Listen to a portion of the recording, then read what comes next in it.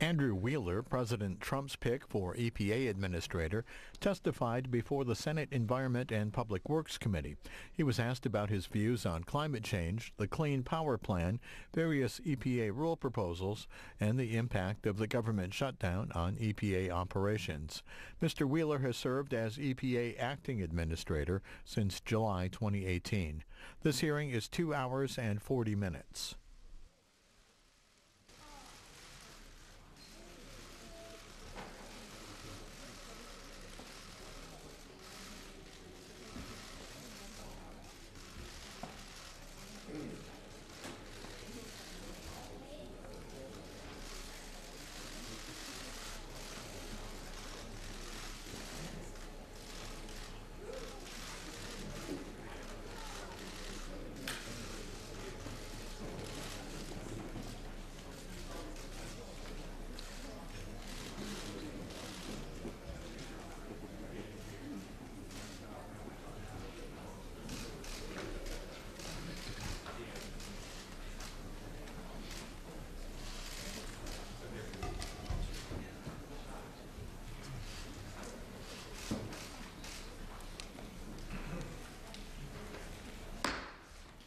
Good morning and welcome.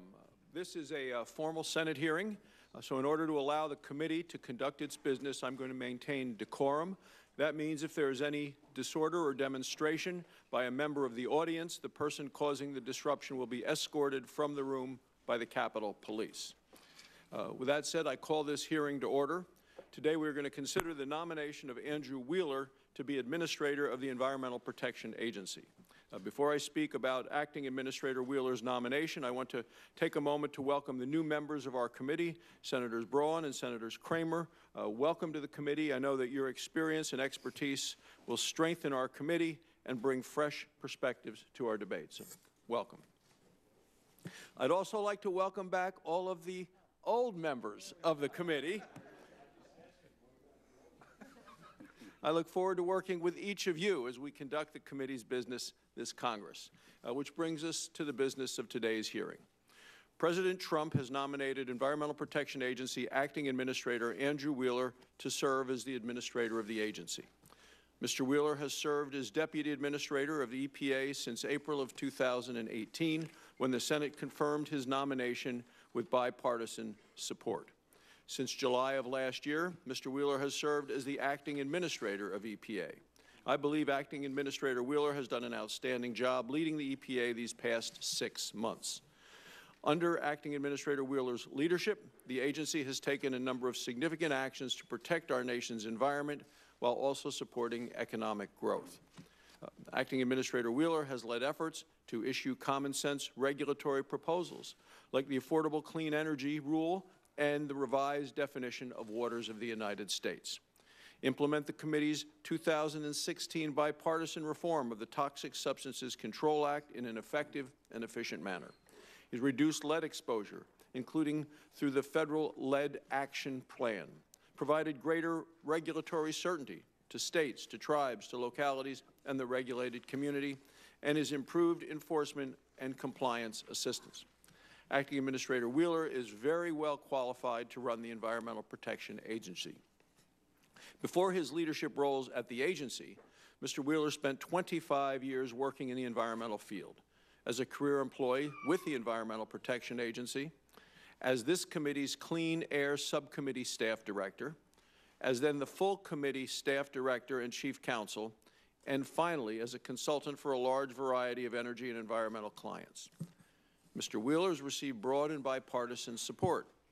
Former Democrat vice presidential candidate and U.S. Senator Joe Lieberman, who served as a member of this committee while Mr. Wheeler was staff director, stated when Wheeler was nominated for deputy director that, quote, Mr. Wheeler conducted himself in a fair and professional manner, and I hope his nomination will receive similarly fair consideration by the Senate.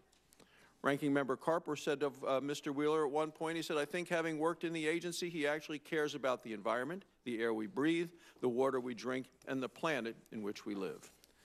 The EPA Administrator plays a central role in developing and implementing programs and activities focused on fulfilling the EPA's mission of protecting human health and the environment. We know how well qualified Mr. Wheeler is, and when confirmed, what a wealth of experience and expertise he's going to bring to this critically important job. I'm going to work with committee members to move this important nomination forward. I'd now like to turn to the ranking member for his statement. Thanks, Mr. Chairman, and to Mr. Wheeler, welcome. It's good to see you. Thanks for meeting with my staff and me yesterday and in past occasions as well. Just 1 week ago, President Trump nominated you to be the administrator of the Environmental Protection Agency, the agency you already lead as its acting administrator. If I'm not mistaken, under the Federal Vacancies Act, you can continue to serve as both the EPA acting administrator and the President's nominee for 203 more days. And with many EPA staff members furloughed today on the 26th day of President Trump's government shutdown, a number of Democratic members of this committee are concerned that we're rushing to move forward with your confirmation process. I realize we don't all agree on this, but my view is that EPA is shut down largely because their president wants Congress to approve an additional $6.5 billion in funding now for a 2,000-mile wall along our southern border that with Mexico, that the Mexicans were supposed to pay for. Meanwhile, because of the continuing shutdown across our country, our environment and public health are increasingly in jeopardy. With much of EPA's shutdown, rules are not being written. Drinking water and power plant inspections are not being performed. Superfund sites are not being cleaned up. The safety of new chemicals is not being assessed. Public meetings are being canceled. And just as important, some 14,000 furloughed EPA employees are unsure if they'll be able to afford their mortgages, daycare providers, or grocery and electricity bills. And some of those furloughed employees appear to have been asked to help prepare for this very hearing. Yet, despite that, this committee is moving quickly to process your nomination. I don't believe that giving the acting administrators a speedy promotion is more urgent and more important than protecting the public from contamination to our air and water and lands. Our priority should be reopening our government, certainly reopening EPA and the other closed federal agencies. The day after Mr. Wheeler was named EPA acting administrator last summer, I sent him a letter. And in that letter, I reminded Mr. Wheeler of the challenge and the opportunity he was granted to chart a new course for the agency after the scandal-plagued tenure of Scott Pruitt. Mr. Wheeler is certainly not the ethically bereft embarrassment that Scott Pruitt proved to be. And to be fair, he's engaged more frequently and substantively than Scott Pruitt with both Congress and the EPA career staff. I knew that Mr. Wheeler and I would not agree on every issue. We don't. But I hope that he would moderate, I had hoped that he would moderate some of Scott Pruitt's most environmentally destructive policies, specifically where the industry and the environmental community are in agreement. Regrettably, my hopes have not been realized.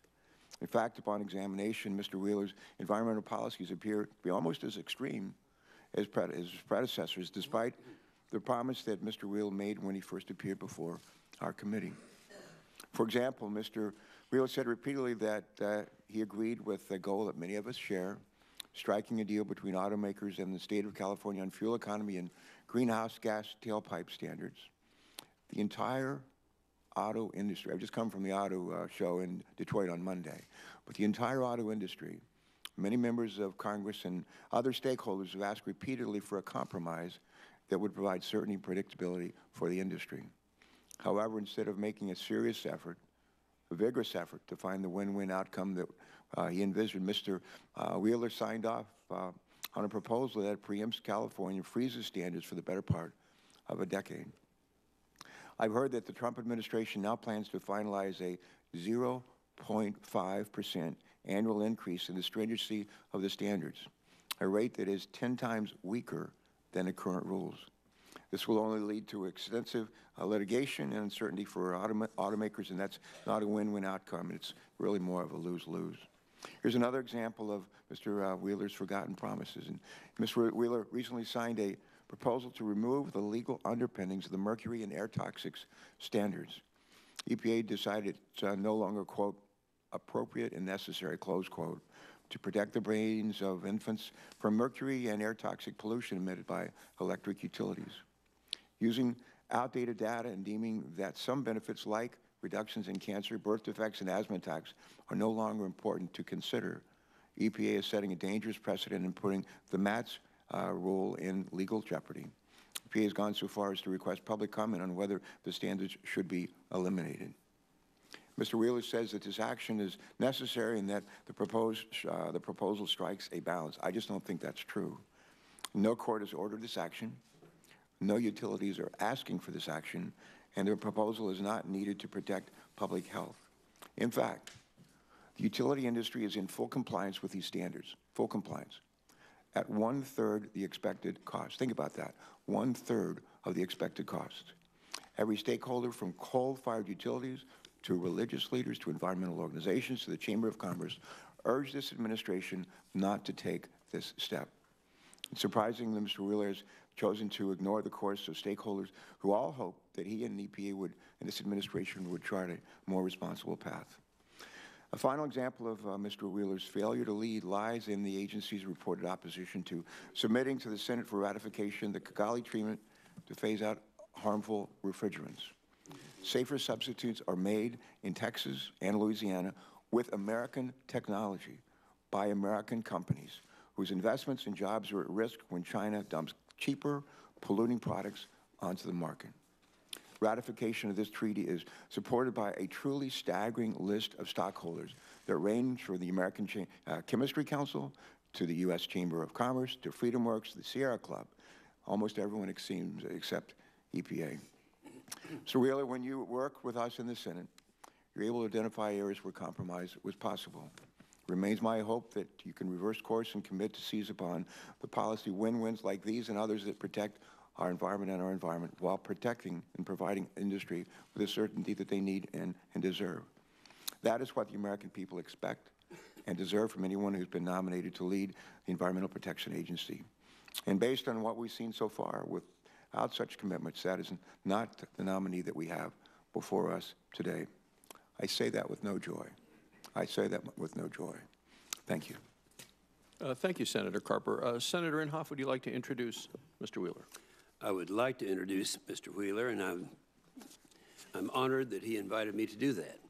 And I'm very excited about the prospects of taking his temporary job into a permanent job.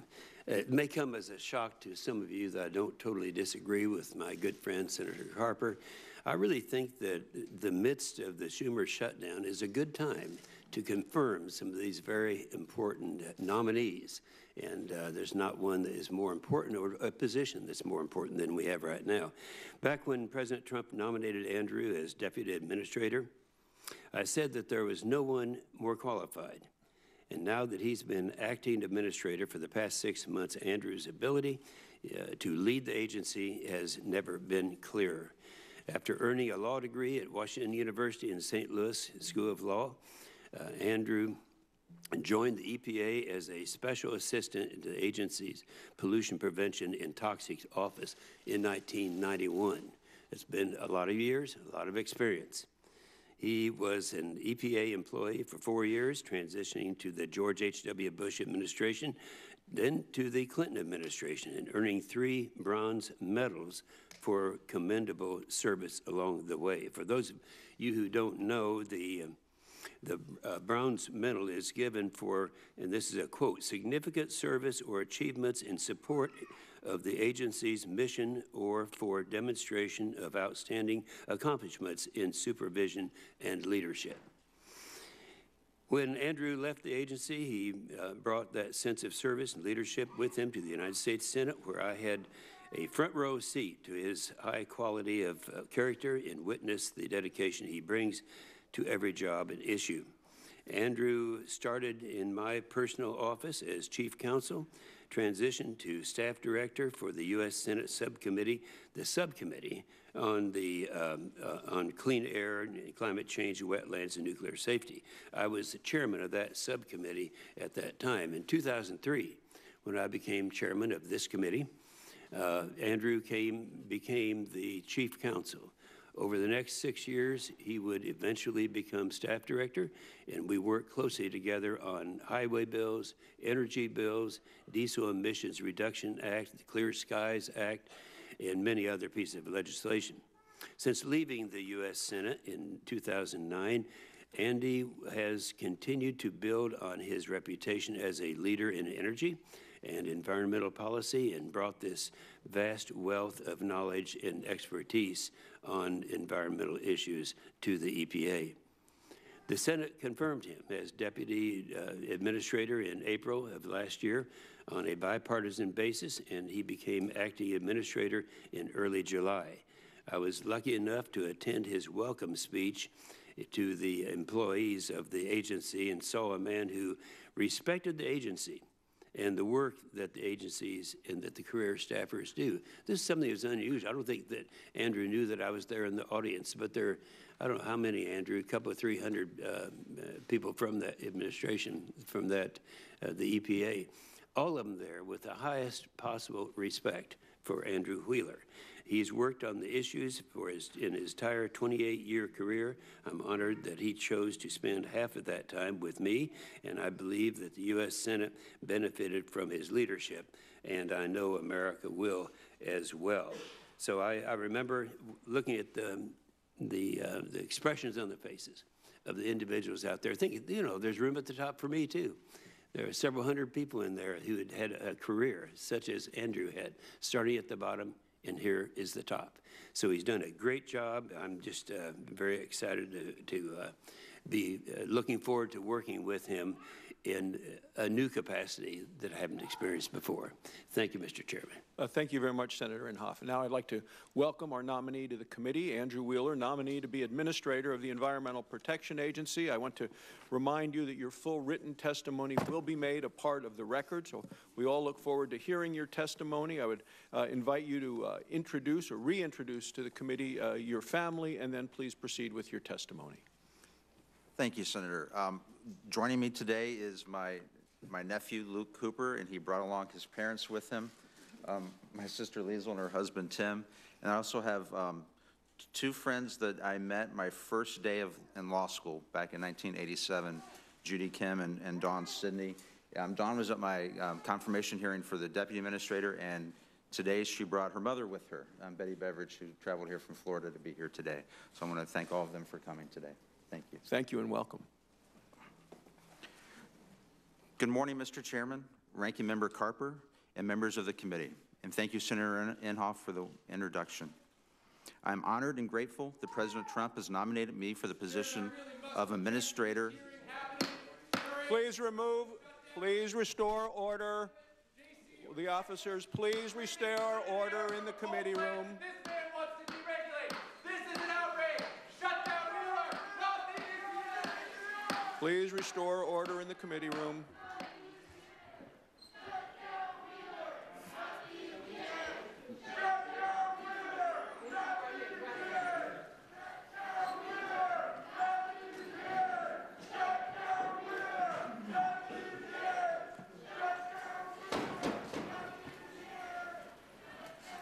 Please proceed.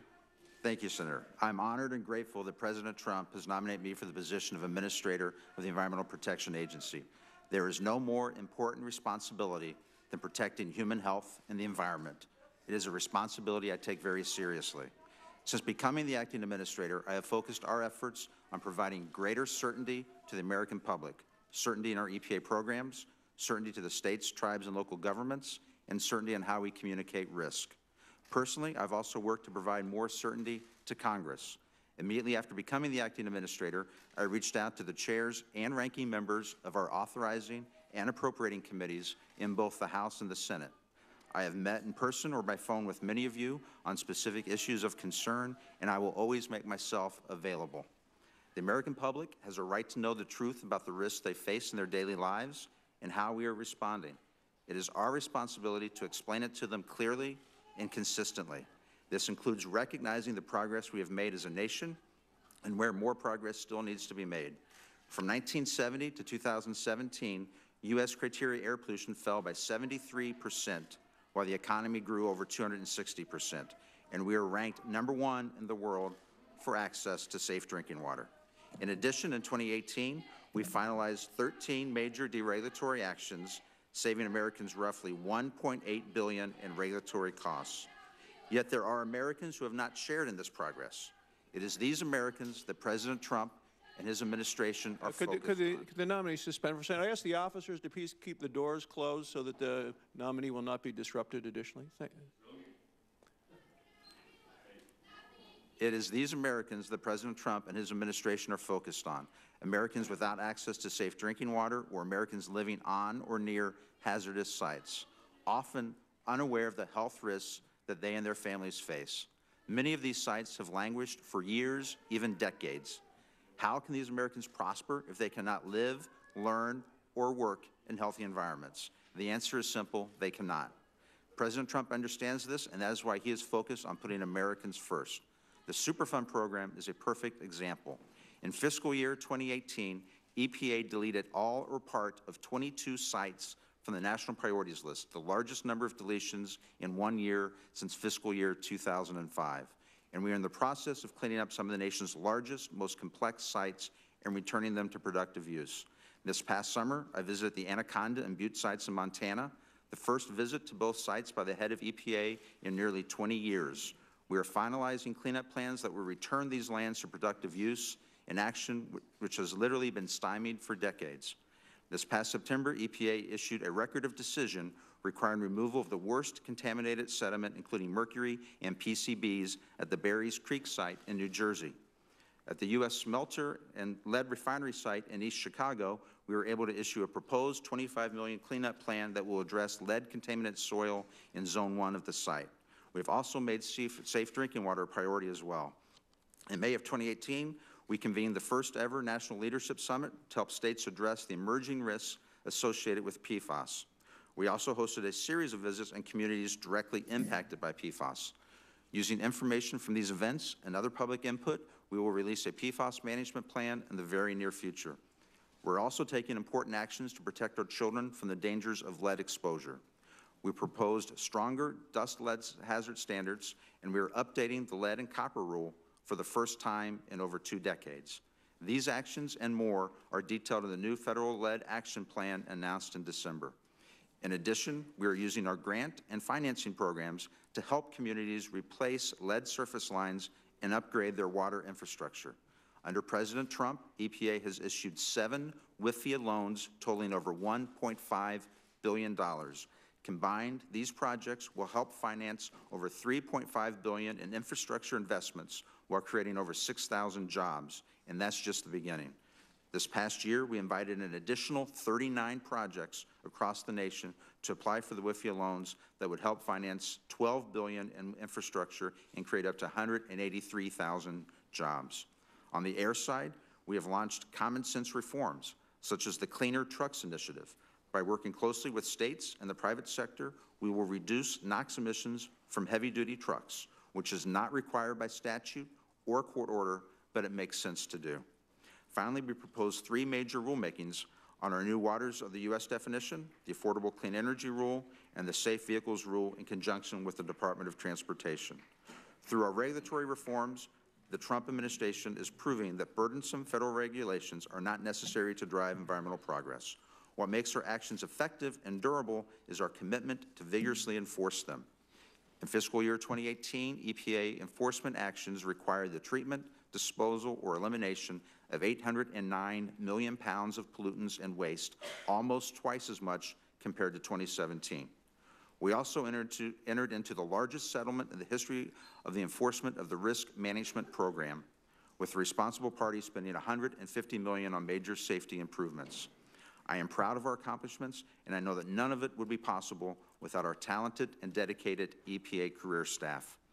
Just last week, EPA and the Department of Justice announced a $490 million settlement with Fiat Chrysler for cheating U.S. emission standards.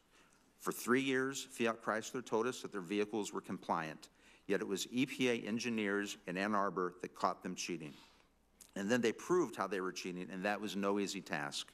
Defeat devices are hidden in vehicle software, which contains more than 100 million lines of code. To give you an idea of what the EPA staff had to deal with, An F-22 fighter jet has less than 2 million lines of code, and a Boeing 787 has around 14 million lines. So I am proud and grateful for our talented career staff that were able to detect and expose these defeat devices. This is just one of the many examples of the expertise that our career staff bring to the agency, and is just one of the many reasons that I miss our furloughed employees and look forward to getting them back to work as soon as possible. Thanks to the hardworking public servants, pollution is on the decline. Our focus now is to accelerate its decline, particularly in communities where it poses the most immediate and lasting harm. Thank you for your time. I look forward to answering your questions. Well, thank you very much for your testimony. The hearing is going to include, as you mentioned, the questions. There'll be 2 5-minute rounds of questions. I'll start the second round after we close the first round, but to be fair to all the members of the committee and to the witness, I ask senators to please limit your questions in each round to 5 minutes. Throughout the hearing and with the questions for the record, our committee members will have an opportunity to learn more about your commitment to public service, to our great nation. And I'd like to ask, though, that throughout the hearing, you please respond to the questions today as well as those submitted for the record. Now, there are a couple of questions I have to ask. I do of all nominees. I did with you previously, and these are on behalf of the committee. Do you agree, if confirmed, to appear before this committee or designated members of the committee and other appropriate committees of the Congress and provide information subject to appropriate and necessary security protection with respect to your responsibilities? I do. And do you agree to ensure that testimony, briefings, documents, and electronic and other forms of information are provided to this committee and its staff and other appropriate committees in a timely manner? I do. And do you know of any matters which you may or may not have disclosed that might place you in a conflict of interest if you're confirmed? I do not. All right, well, I'll now begin my first round of questions, and for the information of senators, we will be having 2 rounds, as I stated previously. So let me just start with this. The EPA, one of the federal agencies directly impacted by the partial government shutdown. Could you explain what actions you have taken to ensure that the EPA continues to fulfill the mission of protecting human health and the environment during this period? Absolutely, Senator, and thank you. And first, again, I want to say I really am looking forward to our furloughed employees coming back to work. We are still on the job on any emergency actions as well as any court-ordered actions. For example, we still have personnel on the ground in California dealing with the wildfires, people in Puerto Rico dealing with for the hurricane, as well as other emergency responses that have been ongoing. Since the shutdown, we have responded to 7 new emergency responses around the country. We continue to monitor our hotline and tips line, and we're also fulfilling all of our court-ordered deadlines. A perfect example, as the shutdown has continued, we are taking a look at what the deadlines are that are coming up. We have 5 or 6 regulations that have court-ordered deadlines. One of them is our lead dust regulation, which is due in June. I sat down with my senior staff last week, and we charted out what are the court-ordered deadlines. Working backwards, when do we have to need people back on the job to take care of those? We recalled people this week to work on the lead dust regulation. Out of 14,000 employees, we started with around 700 that were exempt from the furlough. We're around 800 now, but it varies on a day-to-day basis. The next question, the Clean Air Act requires the EPA grant relief to small refineries, which suffer disproportionate economic hardship under the Renewable Fuel Standard, the RFS. The law explicitly states that a small refinery may petition the EPA for hardship relief, it says, at any time. Do you agree the EPA doesn't have the authority to limit when small refineries can apply for that hardship relief?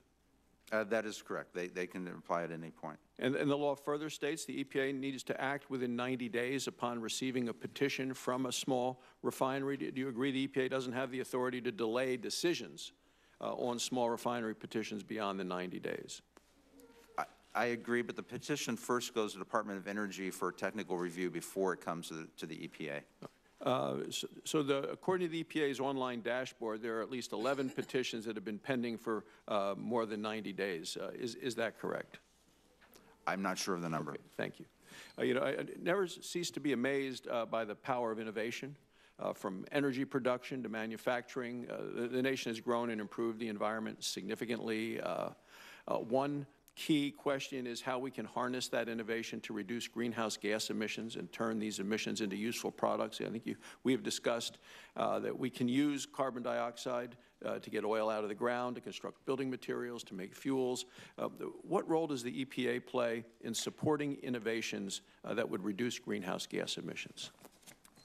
We have a lot of opportunities, and we do that through our AIR program as well as all of our programs, looking at new innovation and encouraging new innovation. And what I think is important is on our regulatory side is that we don't try to tip the scale one way or the other on, for example, energy sources. We want to encourage innovation in the marketplace and encourage new ideas to come forward. Thank you. I'm going to reserve the balance of my time. Senator Carper. Thanks, Mr. Chairman. Mr. Chairman, I ask unanimous consent to submit for the record several articles in a letter that describe the current state of affairs at EPA during this government shutdown. While 95% of EPA employees are not receiving paychecks, EPA also is not fully carrying out its fundamental core mission, that is to protect human health and the environment. This means that scientists may lose data collection opportunities related to the deadly California wildfires. There is no EPA supervision at too many of our Superfund sites, and many more critical functions will not proceed until the EPA is funded. That's my recommendation. Without objection. Thank you. I want to talk a little bit about PFOA, PFOS, and the PFAS chemicals that have caused the fact that we don't have a federal drinking water standard for those chemicals has caused a number of states, sort of like flying in the face of the TSCA legislation, toxic substance legislation, that we passed a couple of years ago. But then a number of the states have basically taken matters in their own hands. And states that have set their own standards include California, Connecticut, Maine, Massachusetts, Minnesota, New Hampshire, New Jersey, North Carolina, and Vermont. And my question is this, Mr. Wheeler, your PFAS management plan was supposed to come out, I think, last fall, but it's been delayed. And I'm asking you to commit to the members of this committee that EPA will set a drinking water standard for these chemicals within 2 years. And can you make that commitment today? I can't. Well, first of all, our PFAS management plan, we were hoping to unveil it next week. With the shutdown, it's going to be delayed slightly. It's in the middle of interagency review. We are looking at all of our statutes, and I'm not going to prejudge any one particular. Because of the interagency review, the other agencies have to sign off on the plan itself. But we are looking at all of our statutes, enforcement abilities. We have been enforcing on drinking water around the country at a number of sites. We're helping states.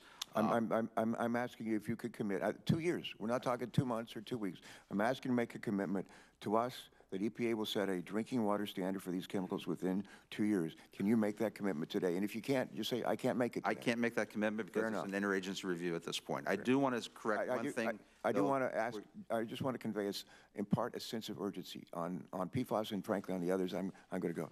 We only have 5 minutes. I have 3 minutes left. You said 95% of the EPA is not getting paid. Nobody at the EPA is getting paid today. All right, but I want to thank Congress for passing the legislation. Thank you very much. To guarantee the back pay for everyone. Clean cars. I mentioned I was at the Detroit Auto Show almost every week. Been going for a long, long time. Met with representatives of 10 automobile companies. They all had one message for me. Well, actually 2 or 3. One message is they want certainty, predictability. They're building more energy-efficient cars. Their future is electric-powered vehicles. Their future is hydrogen-powered vehicles. They need charging stations to be deployed, built across the country. They need fueling stations to be built. They need a tax credit extended for electric vehicles. They don't want to end up in a lawsuit with California and 12, 13 other states for the next 4 or 5 years. They need certainty, predictability. They want some near-term flexibility on the fuel efficiency standards and tailpipe emissions that were set in the last administration. They want some flexibility in the near term and then more rigor on the standards in the long term. And why is EPA, why is California, these other 13 states, why are we unable to come to agreement on a deal that every auto company wants? Senator, and we talked about this yesterday, and I've talked about this with you at least 4 or 5 times. I know the time, I'm not going to go through the entire back and forth that we've had with the state of California, but nobody wants a 50-state deal more than I do. I think that is the success of a program if we have a 50-state deal. I haven't given up hope on that yet.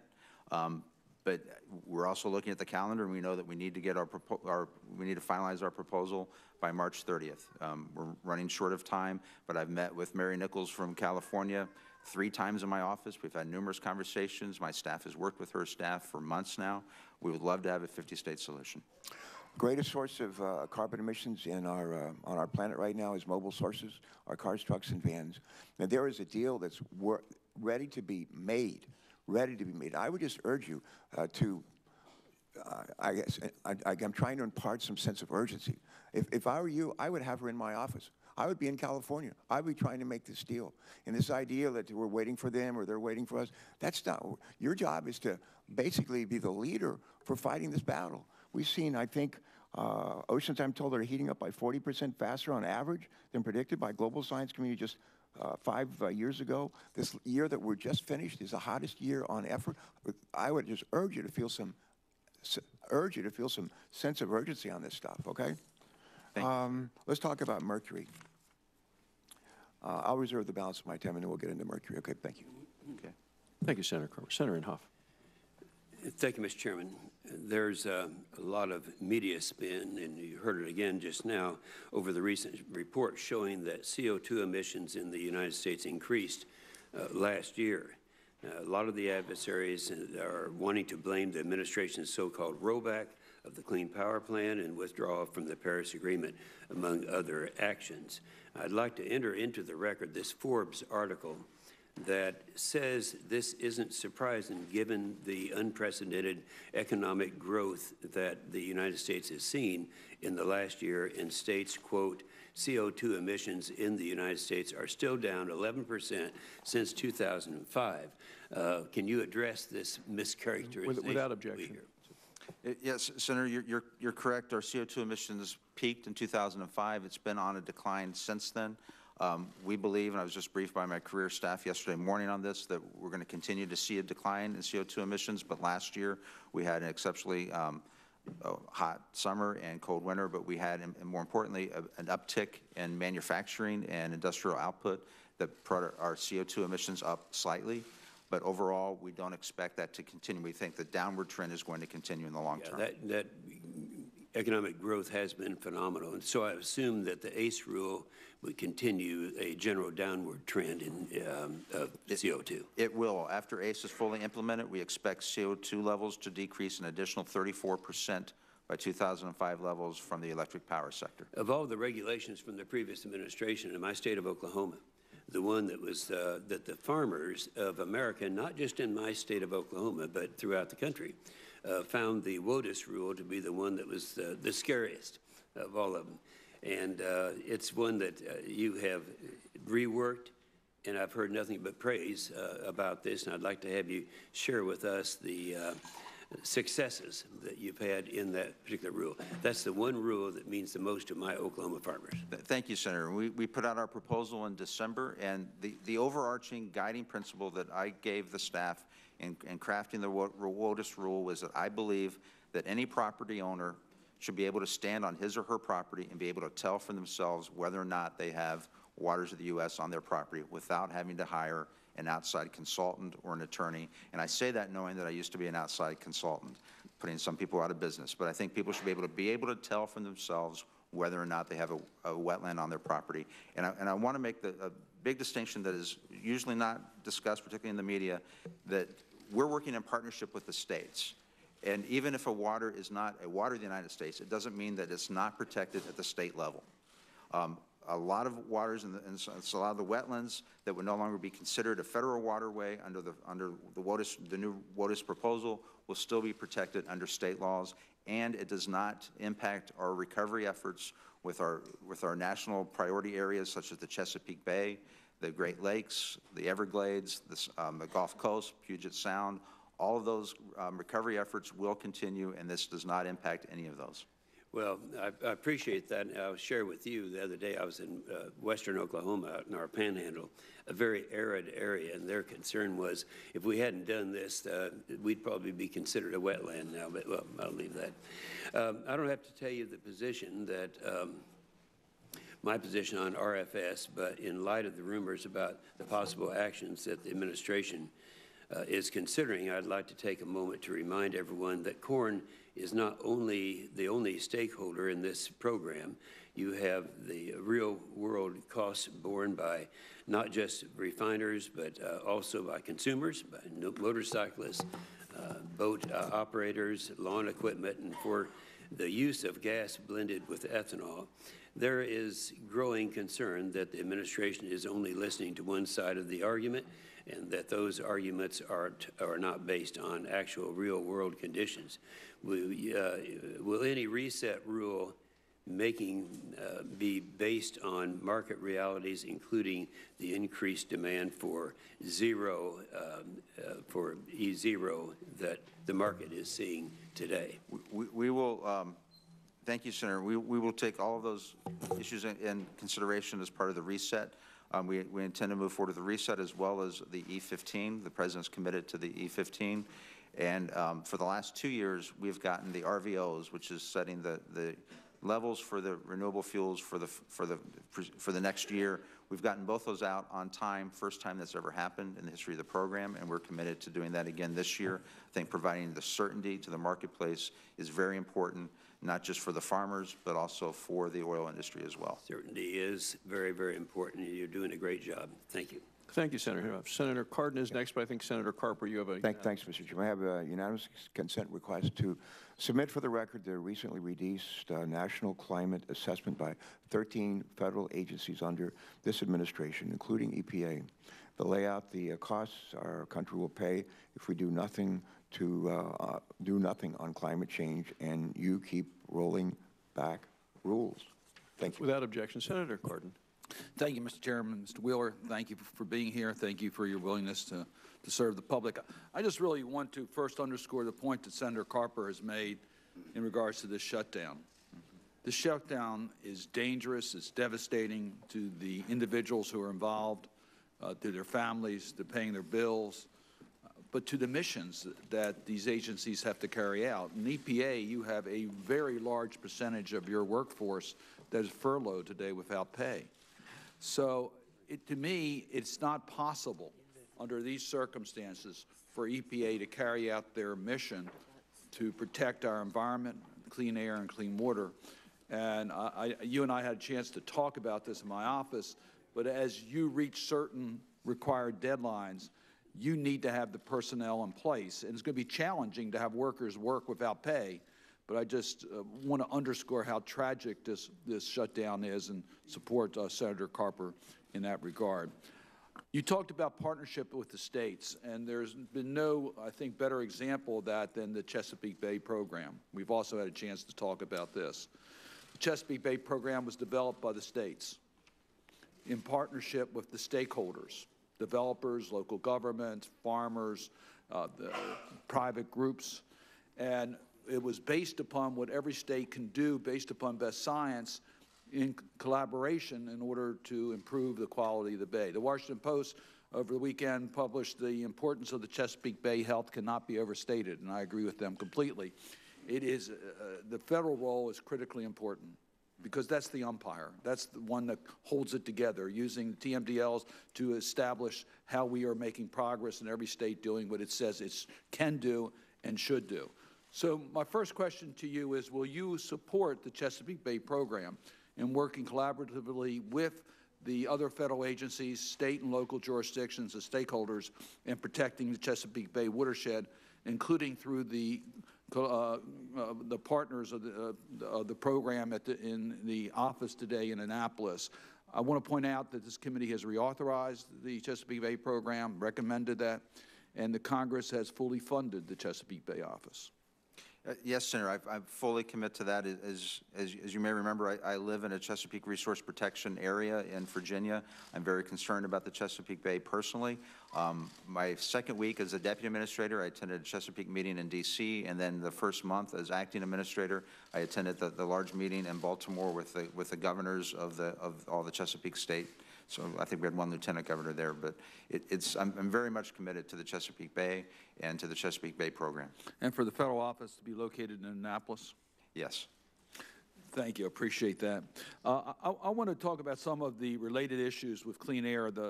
Senator Carper mentioned the mercury standards. So let me start with that. And I, by the way, support Senator Carper in regards to the CAFE or the auto emission standards. That's a huge issue in regards to clean air concerning the Bay. And you mentioned the reduction of CO carbon emissions, but remember that the auto industry is still one of the largest sources. So the CAFE standards are important. But in regards to mercury, I quite frankly don't understand EPA's position. It seems to me that the mercury standards have worked. And in your recent announcements, will there be any reduction in enforcement of the current mercury toxic standards? We don't believe there will be. We believe that every piece of mercury control equipment that is installed on a power plant today will remain under our proposal. The important thing to remember on the mercury regulation that it's already been fully implemented. But what we had was a Supreme Court case, the Michigan versus EPA case, that directed us to go back and take a look at the cost-benefit analysis that the Obama administration conducted for their original MATS regulation. And we did that. And at the same time, we also conducted the risk and technology review. And by conducting both of those at the same time, under also a D.C. Circuit Court decision, we believe that although we don't find it appropriate and necessary, that under the risk and technology review, that the technologies that have already been implemented on the coal-fired power plants will remain in place. And that is our preferred option under the proposal. We are taking comment. We issued this right before the shutdown began. I don't believe it's been published in the Federal Register yet because the Federal Register is closed. But as soon as it does, we're accepting comment on that, and we'd like to have comment. But at the end of the day, I do not believe that a single piece of mercury control technology will be removed from any power plant. And let me ask you, under our preferred option. Let me just ask you lastly, under Section 4101 of the bipartisan WRDA bill, there's EPA's to establish a stormwater infrastructure funding task force composed of representatives of federal, state, and local governments and nonprofit entities to study ways to improve the availability of public and private sources for funding of construction, rehab, and operation, and maintaining our stormwater infrastructure, which is critical to the Bay. Are you committed to setting up that task force? Yes, we've already started looking at how we can set that up. We believe it will have to be done under FACA, the FACA process, but we are committed to getting that done. Thank you. Thank you, Mr. Chairman. Thank you, sir. Before turning to Senator Capito, Senator Inhofe, you have something you want to introduce to the record. Mr. Chairman, I want to submit 3 things into the record. One is these are items into the record that highlight the flaw in the science and assumptions that make up the 4th National Climate Assessment release, one by the Cato Institute, one by the Competitive Enterprise Institute, and the last one, an article by Nicholas Loris entitled, "The Latest Climate Report Feeds into Alarmist Fear-Mongering." Without objection, Senator Capito. Thank you, Mr. Chairman, and thank you, Mr. Wheeler, for your willingness to serve. And I know that you have been a great acting administrator at the EPA and would certainly fill that role in a permanent capacity. I would like to say, Senator Cardin's, I echo his concerns, being a state that's impacted by the Chesapeake Bay watershed. West Virginia obviously has impacts there. And I am fully supportive of any work that is being done that benefits not just Maryland, but the whole region as well, and Virginia, as we talked about. I'd also like to just make a comment about the shutdown. I'm speaking for myself. I think that a government in shutdown, I've said, is a useless process, and it's painful for your agency and others that are impacted, and for the American people. But it's fully within the realm of both of our Republican and Democrat colleagues to come to a reasonable conclusion here, and I implore the other side to come to the table. I would like to ask you about some of the criticisms that have been lodged against you and to give you a chance to respond. Some of our colleagues have talked about the responsiveness of the EPA to congressional letters and inquiries. If you could just flesh that out a little bit. And then yesterday there was a letter that was published that talked about your negligence in recusing yourself from certain matters. I'd just like to give you a chance to address those issues. Thank you very much. If you could do it briefly, that'd be great. Sure. I believe that we have been very responsive to the letters from Congress as well as our FOIA. I would say under FOIA, the Administrator's Office in particular, we've received a 400% increase in FOIA requests during this administration. So we've added on a lot of additional employees to process things like that.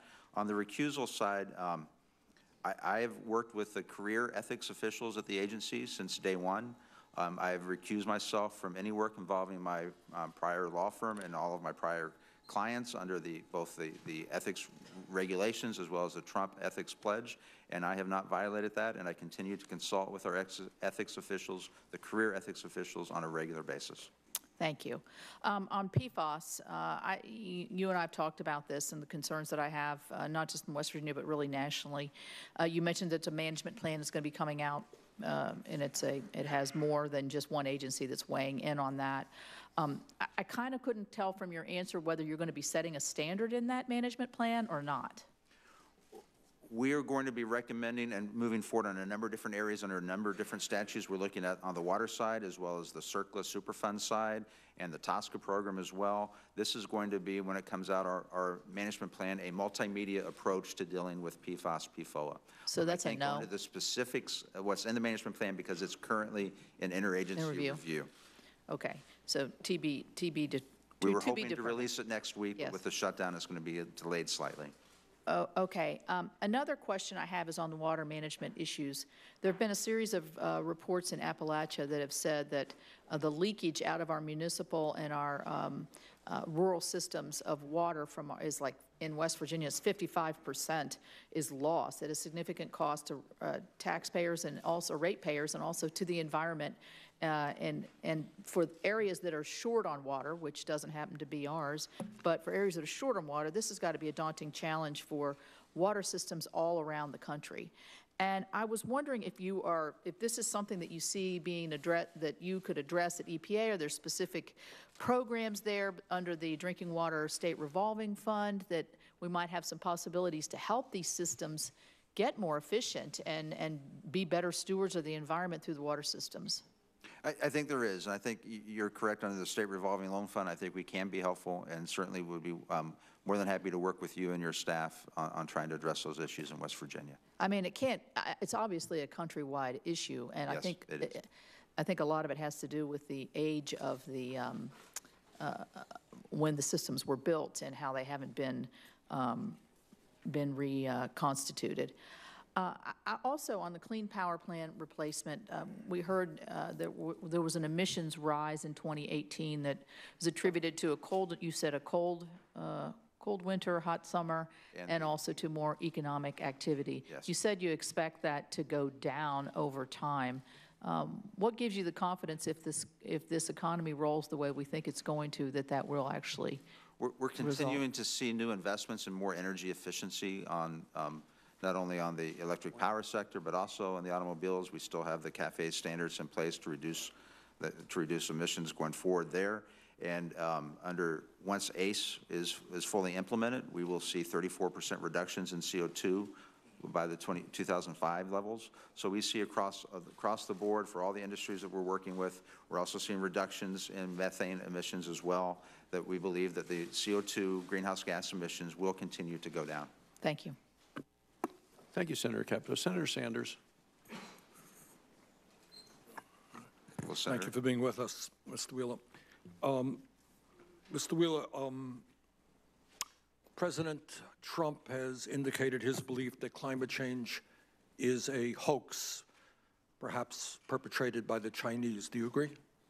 Well, I believe that climate change is real, and I believe that man has an impact on it. And the President has said that climate change is a hoax. Do you agree with him? I've not used the hoax word myself. I see. Leading scientists around the world, looking at many, many hundreds of reports, have indicated that we have 12 years in order to stop the worst impacts of climate change. And what they are talking about are rising sea levels, more drought, more extreme weather disturbances, more wildfires, more migrations of people. Do you agree with the scientific community that climate change is a global crisis that must be addressed in an aggressive way? I believe that climate change is a global issue that must be addressed globally. No one country can... That wasn't my question, sir. I don't have a lot of time, and I'd appreciate if you're answering the questions. Scientific community has said that climate change is one of the great crises facing our planet.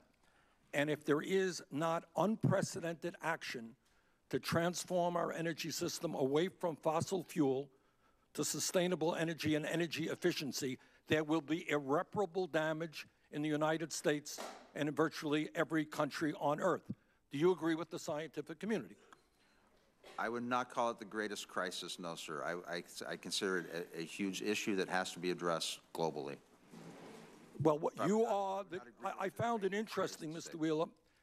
You are the nominee to be head of the Environmental Protection Agency. You just, in your opening statement, did not mention the word climate change. Now, how does it happen that the nominee to be head of the Environmental Protection Agency does not mention the words climate change at a time when the scientific community thinks that climate change is the great environmental crisis facing this planet? Should the American people have confidence that you're going to help us deal with this global crisis? Yes, they should have confidence because we are moving forward to reduce CO2. Our ACE proposal will reduce CO2 approximately the same levels that the Clean Power Plan would have if it had been implemented. And we're reducing CO2 from our CAFE standards, and we're also addressing greenhouse gases through our methane program as well. You're addressing. Yes. But the scientific community tells us that we have a crisis and that we need unprecedented action to dramatically reduce carbon emissions, not only in this country, but around the world. Now, we are the strongest economy in the world. And if the leadership of the Environmental Protection Agency in the United States says to China and to Russia and to India and to countries all over the world that we have got to move aggressively to protect this planet for our children and our grandchildren, we can have some impact on the entire international community. Are you prepared to do that? We are implementing the laws that Congress has passed. But you are the leader. We need you to come here. We will implement those. Well, that's not what I'm talking about. We have people over here who do not believe that climate change is even real. But you are the nominee for the leadership of the Environmental Protection Agency. Will you provide the leadership in this country and the world to say that we are concerned about the future of this planet for our kids and our grandchildren? We are concerned about the future of this planet for our children and our grandchildren, and we are implementing the laws that have been passed by Congress, including the Clean Air Act, and that's why we're moving forward with the ACE proposal to reduce CO2 from the electric power generating sector. We're moving forward with the Safe Cafe proposal to reduce CO2 levels from— Mr. Wheeler, is rising sea levels a concern, or is that a hoax? Rising sea levels is a concern, and we believe in adaptation, and we are looking at a number of things. I'm sorry, adaptation? Adaptation to help on rising sea levels, absent additional congressional authority. But you are, here's the point. We have people here who don't believe in climate change, but you are going to be the leader, perhaps, of the environmental protection. We need your assistance now. Is rising sea levels real, and what are we going to do to minimize that? What are we going to do? Are the wildfires that we have seen in California and elsewhere, are those related to climate change in your judgment? There's probably some relation to climate change. I think the biggest issue with the wildfires has been forest management. That's the biggest issue, not the droughts that we are seeing. That is the biggest issue. Not the droughts. In my opinion, yes. Okay. Thank you very much. Thank you, Senator Sanders.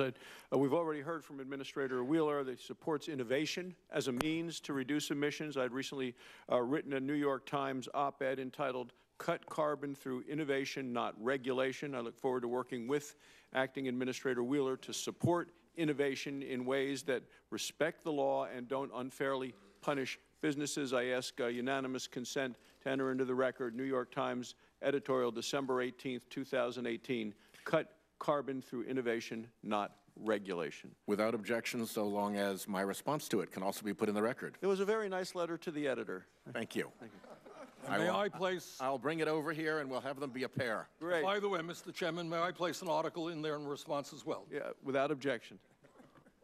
Senator Rounds. Thank you, Mr. Chairman. Mr. Wheeler, I'm going to give you an opportunity to share a little bit in terms of the approaches we need on an international basis, but before we get into that, I'd really like some specific thoughts with regard to an item that you do have control over, and that's the nationwide plan to develop E15 markets.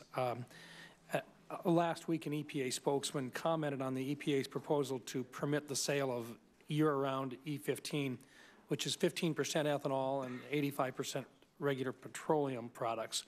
And the quote that was given to us is this: "This is a priority for both President Trump and Acting Administrator Wheeler. The ongoing partial shutdown will not impede the EPA's ability to keep our deadline." I think one of the concerns that a lot of producers in the upper Midwest have with regard to ethanol is that in order to get into the summer driving season, we really need to have the guidelines and rules laid out as quickly as possible. Do you believe that you will be able to commit to finalizing the EPA's rule permitting year-round sale of E15 before the summer driving season starts? As of today, yes, but I do caveat that with we're unable to work on it right now during the government shutdown.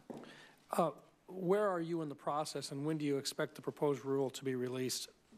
What's your best guess? And I understand you got a government shutdown you got to work around as well, sir. I believe we were originally planning on issuing the proposal in February. We've been, you know, I kept the EPA open an additional week, longer than the rest of the federal government. So we haven't been shut down as long as some of the other federal agencies and departments.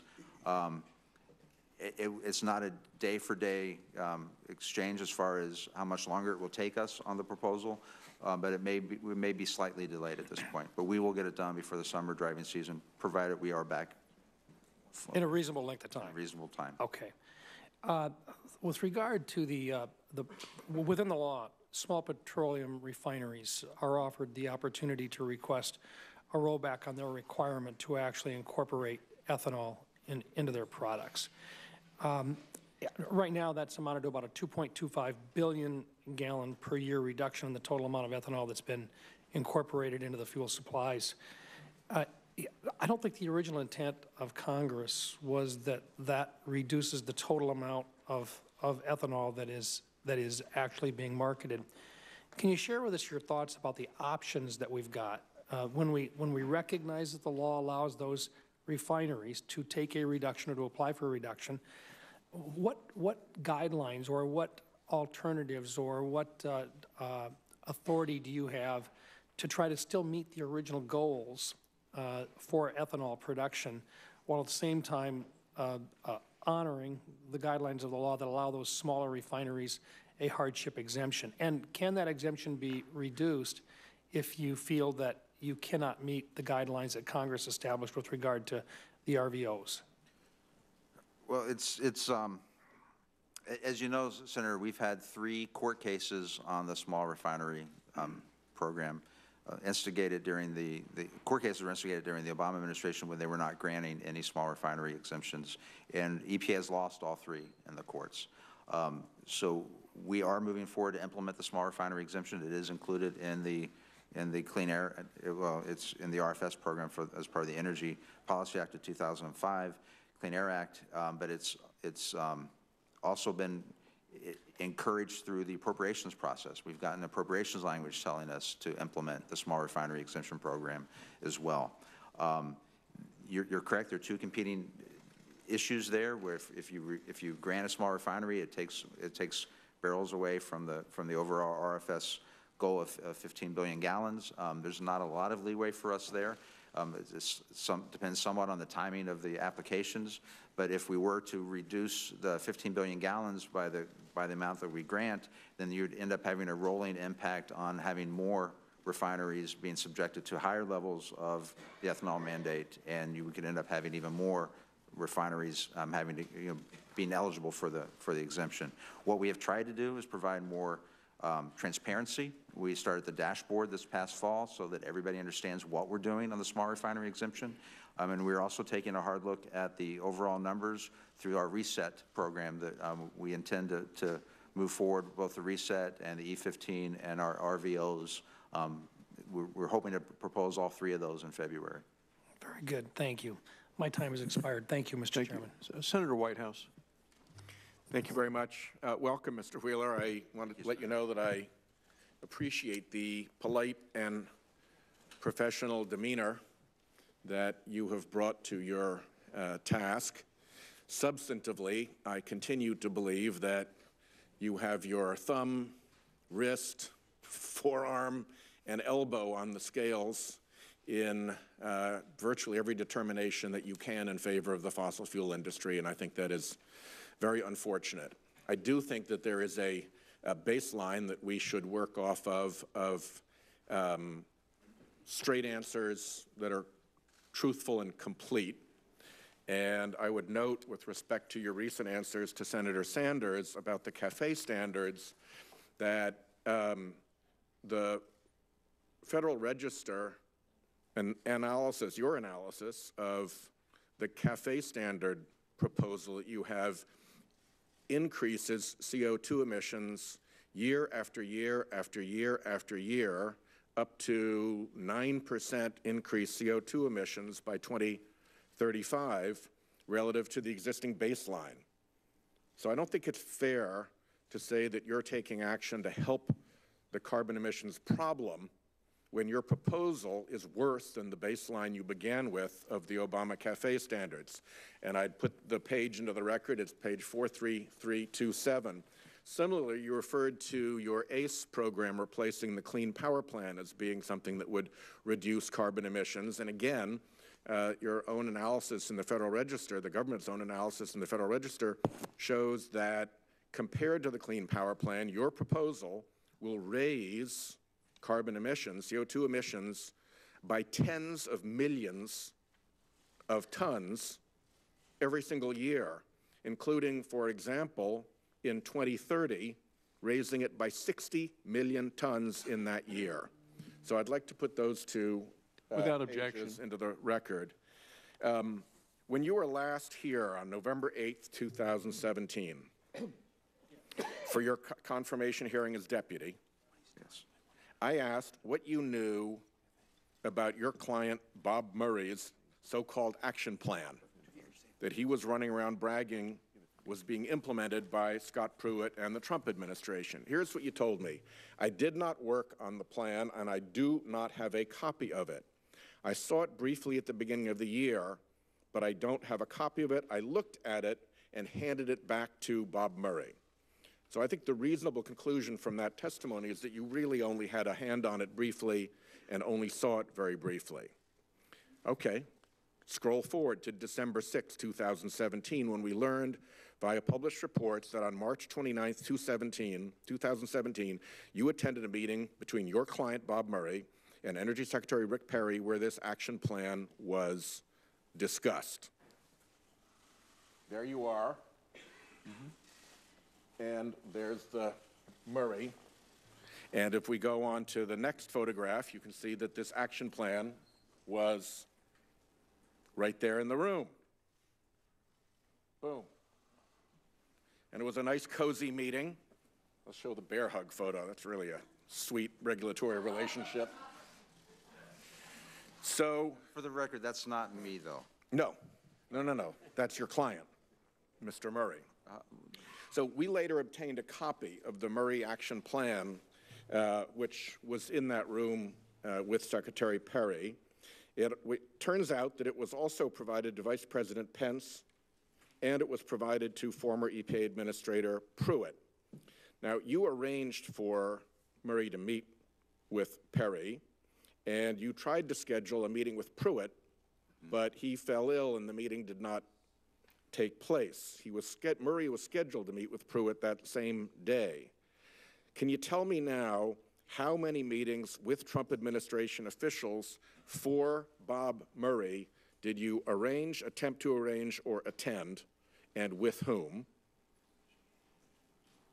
Yes, Senator. First of all, I didn't try to arrange the meeting with Scott Pruitt. Somebody else in my firm did that. On the meeting with Secretary Perry, the purpose of that meeting was to talk about the relief, and I forget what it was called at the time. But my question was actually quite specific, which was how many meetings with Trump administration officials did you arrange or attend for Mr. Murray? The meeting with Secretary Perry, and then I believe we had an additional meeting at the White House with an energy advisor there. But I did not attempt to arrange or attend any meetings with Chairman, Mr. Murray. I'm sorry, Mr. Wheeler, my time has expired here. What I would like to do, I don't want to play got you with you. Yeah. What I do want is truthful, complete, factual answers about this. So I'm going to expand on these questions in questions for the record, and I expect you to provide complete and truthful answers as if under oath here at the hearing. Is that understood between us? Absolutely. Thank you. Thank you, Senator Whitehouse. Before heading to Senator Bozeman, Senator Inhofe, I think you have a Thank you, Mr. Chairman.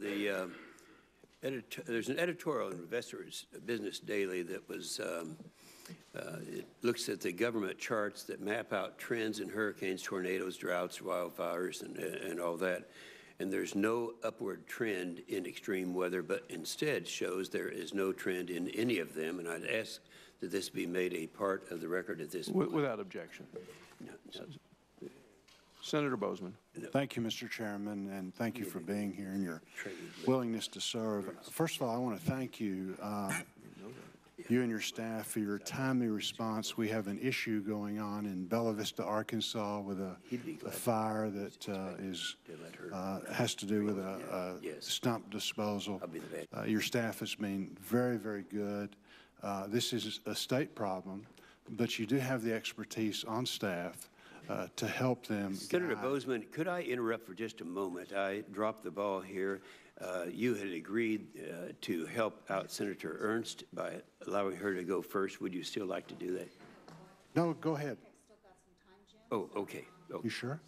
Okay, I'm sorry. Anyway, like I say, thank you for doing that. And I think it's a great example of the agency working with states in situations like that, and you know, we need more of that. So thank you very much. Thank you, Senator. Over the years, were an integral part of helping this committee pass many important pieces of legislation. Few understand the work that goes into getting comprehensive bipartisan legislation passed, which this committee can be very proud of. We've passed a bunch of that. How do you feel your role as a staff member on the EPW committee has prepared you to bring people from all walks of life to the table to develop and implement important EPA regulations? Well, thank you, Senator. I think it's helped me a lot. You know, I worked on several highway bills. I was the staff director for the what was it, 05 highway bill that we did, as well as several WRDA bills. We brought together people on both sides. Oftentimes on the highway side, it was people from not necessarily different parties, but different sized states in different parts of the country, and learning about the issues that impact different states, small states, large states, populated states, sparsely populated states. I'm thinking of Alaska and Wyoming in particular. It really does educate somebody on how to address large-scale problems that face the entire country, and that's helped me in my time so far at EPA. Very good. During the previous administration, there was concern that rules were developed not based on sound science, but on political ideology. Under your leadership, can we expect the EPA to be more transparent regarding how rules are developed? Further, as administrator of the EPA, can we count on you to base all of your decisions on the rule of law and not on the administration's, even your own political ideology? Absolutely. And I look at, we're following not just the statutes, but also the Supreme Court cases as well. And I know that there are cases where people on the left are not happy that we're moving forward with solutions, and people on the right are not happy we're moving forward with solutions. But it's my job as the EPA administrator to follow the law and follow the Supreme Court cases. Very good. In your time at EPA and at the EPW committee, you worked hard to improve environmental outcomes while providing regulatory certainty for the country. Can you please explain the environmental and economic benefits regulatory certainty provides? That's what we hear so much, is you can play with good rules, you can play with bad rules. If you don't know what the rules are, it's very, very difficult. Absolutely, and I think our WOTUS regulation, our proposal for WOTUS, is a perfect example for that. As I mentioned earlier, I think it's really important for a property owner to be able to stand on his or her own property and be able to tell whether or not they have a federal water on their property. And by clearly defining what is and is not, and defining what is not of water of the U.S. is just as important as defining what is. Will give that certainty to the American public, and it will allow people to use their property, use their land, and prosper and help the entire country. I think that's very key and important. Very good. The criticism of EPA during the previous administration was the agency's disconnect with rural America. Many hardworking Americans in rural states felt that they did not have a voice and their opinions did not matter. What have you done and what do you plan to do in the future to facilitate a stronger level of trust between EPA and rural America? You just mentioned the waters of the U.S. Yes, I've tried to get out of D.C., out of the office as much as I can, travel around the country. I've met with farmers leading up to our WOTUS proposal. I've met with farmers all over the country. I was out in California meeting with farmers, in Kentucky, and Montana, Tennessee. It's really important for me to hear from people as to what their issues are, what their concerns about, and because particularly the farmers and the agriculture community, they're good stewards of the land, and we need to make sure that we're working in conjunction with them to protect the land. Good. Thank you. Thank you, Mr. Chairman. Thank you, Senator Bozeman. Mr. Chairman? Senator Carper. Mr. Chairman, I ask unanimous consent to submit for the record an article and letter regarding EPA's dismissal of the particulate matter review panel and the agency's insistence on moving forward with its secret science proposal, limiting scientist input from advisory panels while also attempting to ignore scientific studies where the underlying data has not been made public will greatly hinder EPA's ability to use the best available science to protect human health and the environment. Thank you. Without objection. Senator Merkley. Thank you, Mr. Wheeler. Yesterday, when we talked, I laid out all the things that are affecting Oregon through climate chaos, affecting our forests, affecting our farming, affecting our fishing. And I asked you, how concerned are you about these impacts on my constituents, the people of the United States? And you shifted to saying, my job is to follow rules and work to obey lawsuits. So I came back to you again, and I said, again, these are tremendous impacts that we're seeing, hugely damaging. How concerned are you? And you shifted to saying you're looking forward to going to Africa to talk about clean drinking water for Africans. I'm going to give you a third chance here to answer this question. The calamities we're seeing are enormous in my state and across this country. More powerful hurricanes, more devastating forest fires, more acidic waters affecting our shellfish industry, loss of water for irrigation from snowpacks, pine beetles that are eating up our forests. So on a scale of 1 to 10, with 10 being you stay awake night worrying about it, and 1 being it occasionally crosses your mind, how concerned are you about this devastating impact on our nation and the world? I would say I stay awake at night worrying about a lot of things at the 1 to 10. Please answer my question, not answer some other question. 1 to 10 scale, how concerned are you? 8 or 9. Really? Well, then, let's turn to the issue of ACE, the Affordable Clean Energy Plan. You told me that this gets just as much carbon reduction as does the Clean Power Plan. However, your own agency says that it will result in 3.5% higher CO2 production by 2030 than the Clean Power Plan. Why do you come to my office and tell me it's the same when your agency experts say it will produce a lot more carbon dioxide? My agency experts have told me that we're going to get a 34% reduction in CO2 based on 2005 levels once the ACE regulation is fully implemented. Yes, but what you quoted to me was a comparison to the Clean Power Plan. So when you shift statistics, that is not transparency, and that is not integrity. A study from Boston University, Harvard University, Syracuse University found that because ACE has no meaningful reductions in CO2, because it allows plants to bypass pollution controls, that in 20 states you have a significant increase in sulfur dioxide and nitrogen dioxide. You have in 6 states an increase in CO2 as compared to no regulation at all. How does a plan have integrity when you get more reductions from no regulations than from your plan? Are you referring to this? I believe that study just came out yesterday or today. I saw an article about it this morning. I've not had a chance to review it. I'm not sure how they're calculating that, but that is not what the career people of the agency are telling me about the ACE. Let's turn to forest fires. It's really shocking to hear you say it's forest management. All the conditions of longer, hotter summers have tremendously increased the fire potential in our forests. We saw it devastating in Idaho, Montana, Washington, Oregon, California, under very different types of conditions. Is forest management an issue? Yes, which is why I advocate for thinning and fuels reduction. But that is not the reason these fires are so much longer. It's because the summer season is so much hotter and longer. And we have different types of storms that are starting a lot more fires. So I encourage you to actually become informed on this issue if you're going to comment publicly on it. Would you agree to actually read some of the literature on this? I will agree to continue to read the literature on this, yes. When I spoke to you yesterday, I asked if you were aware of how much carbon dioxide rates of production and levels of pollution have increased in your lifetime. And can you now share with me the answer to that question? I believe you told me it was close to 100% increase in CO2 since I was born. No, that's not the case. But 100% would be dramatic. But it's not that dramatic. But in your lifetime, or my lifetime, and I'm a few years older than you are, it's about 100 points from about 314 to 414, 100 points, I didn't mean which is more like a 30% increase. So that's a very significant change in the chemistry of our air on this planet.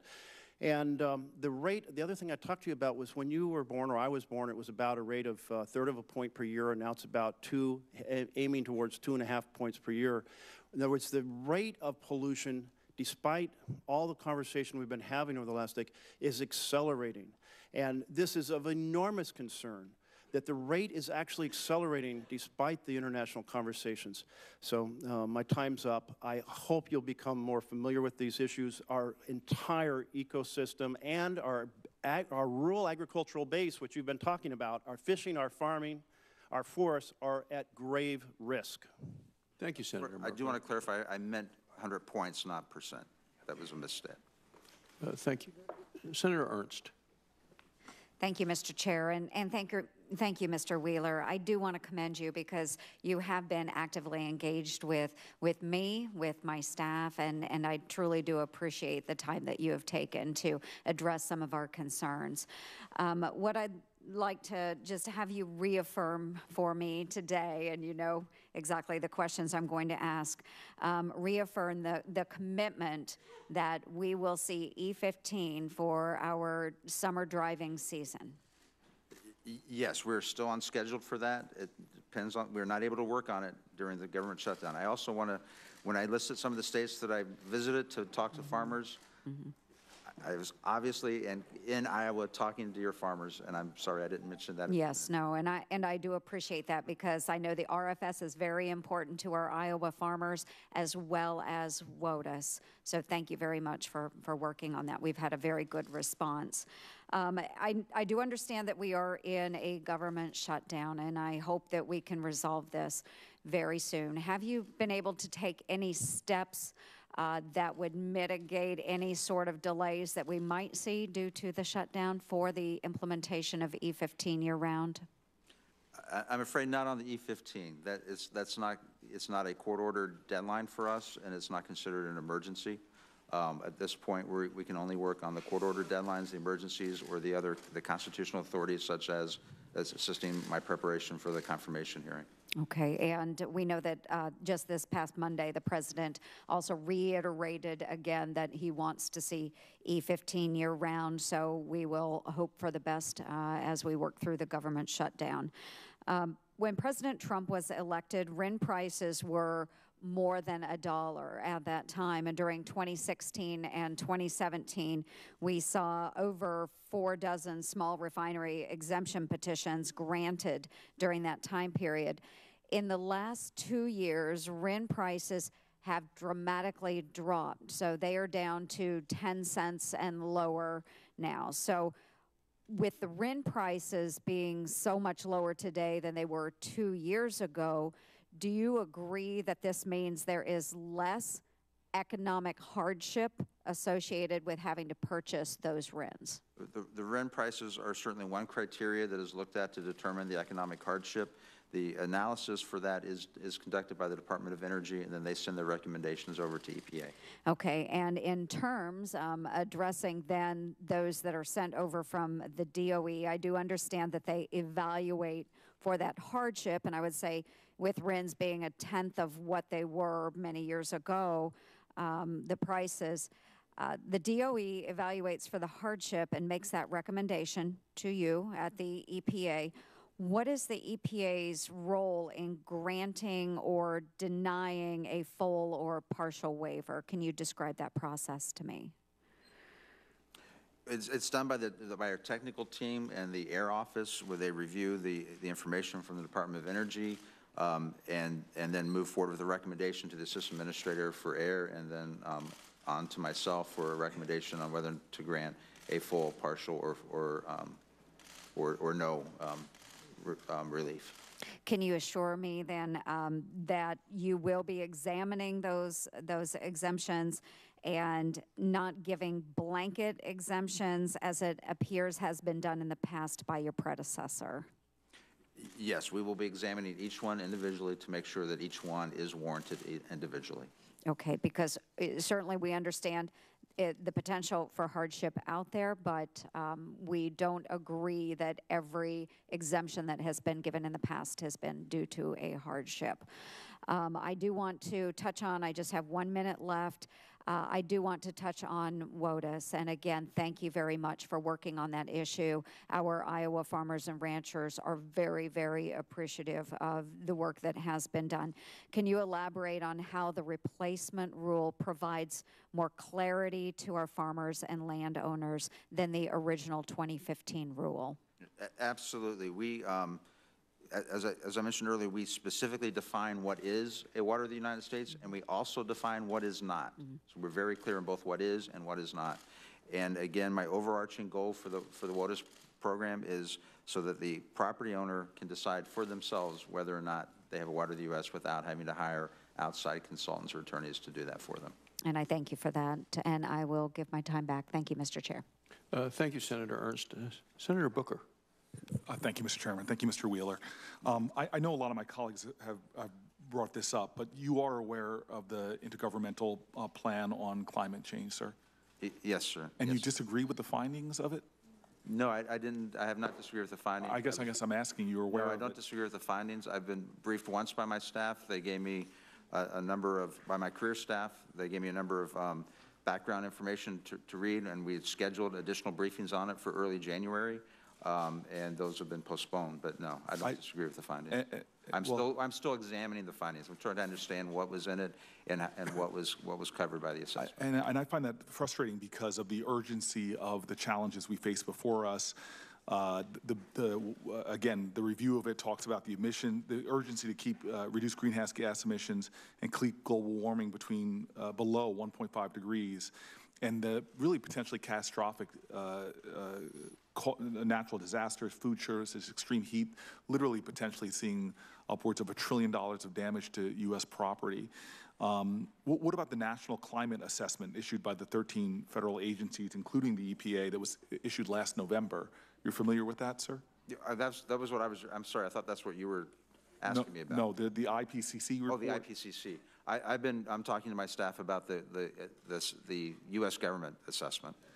And again, sir, this is cross agencies that have concluded that we are going to suffer impacts, heat-related deaths, coastal floodings, infrastructure damage. And in light of the ICC scientists, the federal government scientists, that range from the United States military to your very own agency, the compelling, the overwhelming science of this, there's this urgency to move as quickly as possible. But yet, it seems in the light of this, the consistency of the different regulatory changes you're making fly in the face. And I know other of my colleagues have brought this up. But, you know, when it comes to the clean car standards, according to the EPA's own analysis of the proposal, you estimated that over time, your recommended approach would result in 7.4 billion tons of additional carbon pollution. Do you not agree with that? my career staff have told me is that it's a slight incremental increase from what the Obama administration's proposal was. You know, I think what a lot of people don't understand is on the Obama numbers, they offered a number of exemptions so that the actual number itself, in effect, would be lower than what their. Sir, I'm pulling from the EPA's own analysis. You may call it slight, 7.4 billion tons of additional carbon pollution. Your Clean Power Plan repeal, which when it released its proposed Affordable Clean Energy Rule, repealing and replacing the Clean Power Plan. Again, your own analysis from your own agency estimates that this will lead to substantially higher levels of greenhouse gas warming. If you go to your air pollution from oil and gas infrastructure, again, your own scientists, EPA releases proposed rules, and looking at the methane, really one of the most very powerful greenhouse gas, again, your own analysis shows that your weakening of this rule will lead to substantially more greenhouse gas pollution. Your air pollution from landfills efforts. Later in October, you released a proposed rule to delay for 2 years, if I'm correct, sir, the deadline for landfill emission guidelines that would limit these very dangerous methane emissions and other pollutions.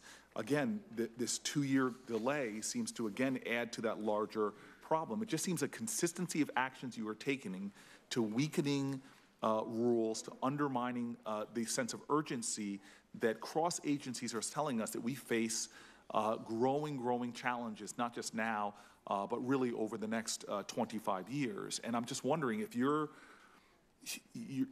mission of the EPA, which is to protect human health and the environment, which you swore an oath to, and to faithfully discharge these duties, yet you seem to be consistently doing things that undermines the health and safety of this nation, the economic well-being of our nation, and frankly put into further peril, not just our country, but the planet. And so I'm trying to understand what is motivating this. I don't want to be cynical in that question, but why are you pulling back on regulations that will ultimately help us to deal with what our climate scientists say that we need to do in terms of reducing the greenhouse gas emissions? I believe we are moving forward on a proactive basis on the ACE regulation. I believe that is going to show a 34% reduction in CO2. You know, in the course of the regulatory analysis for each of our regulations, we do a number of different scenarios, a number of different data runs. I'll be happy to supply information to you in writing, but my career staff tell me that our proposal is going to get us a 34% reduction in CO2, and the Obama proposal would have gotten between 33 and 35% reduction. So just for, I know my time has expired, I'd like to just introduce to the record the data from his own scientists that show what he's saying just does not hold water. And contradict the claims that he's making. You know, without objection, I'd like to interject that the EPA's decision to withdraw the so-called Clean Power Plan, I believe was the right one. 27 states challenged the Clean Power Plan in court. The Supreme Court stayed the rule. It wasn't just bad policy. It was against the law. Senator Braun. Thank you. It's good to be on a committee like this. It means a lot to me. I've been a steward of the land for over 30 years. I've always felt that conservatives need to do a better job of talking about conservation and talking about the things that, you know, we believe in that really make a difference.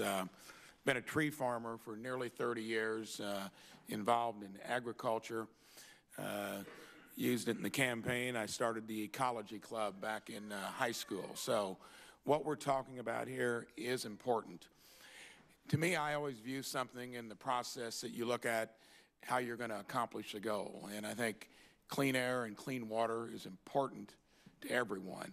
I also look at the fact that over the weekend, and I know it's been discussed here before, I had 3 different farmers approach me about, you know, dealing with the technicalities of waters of the U.S.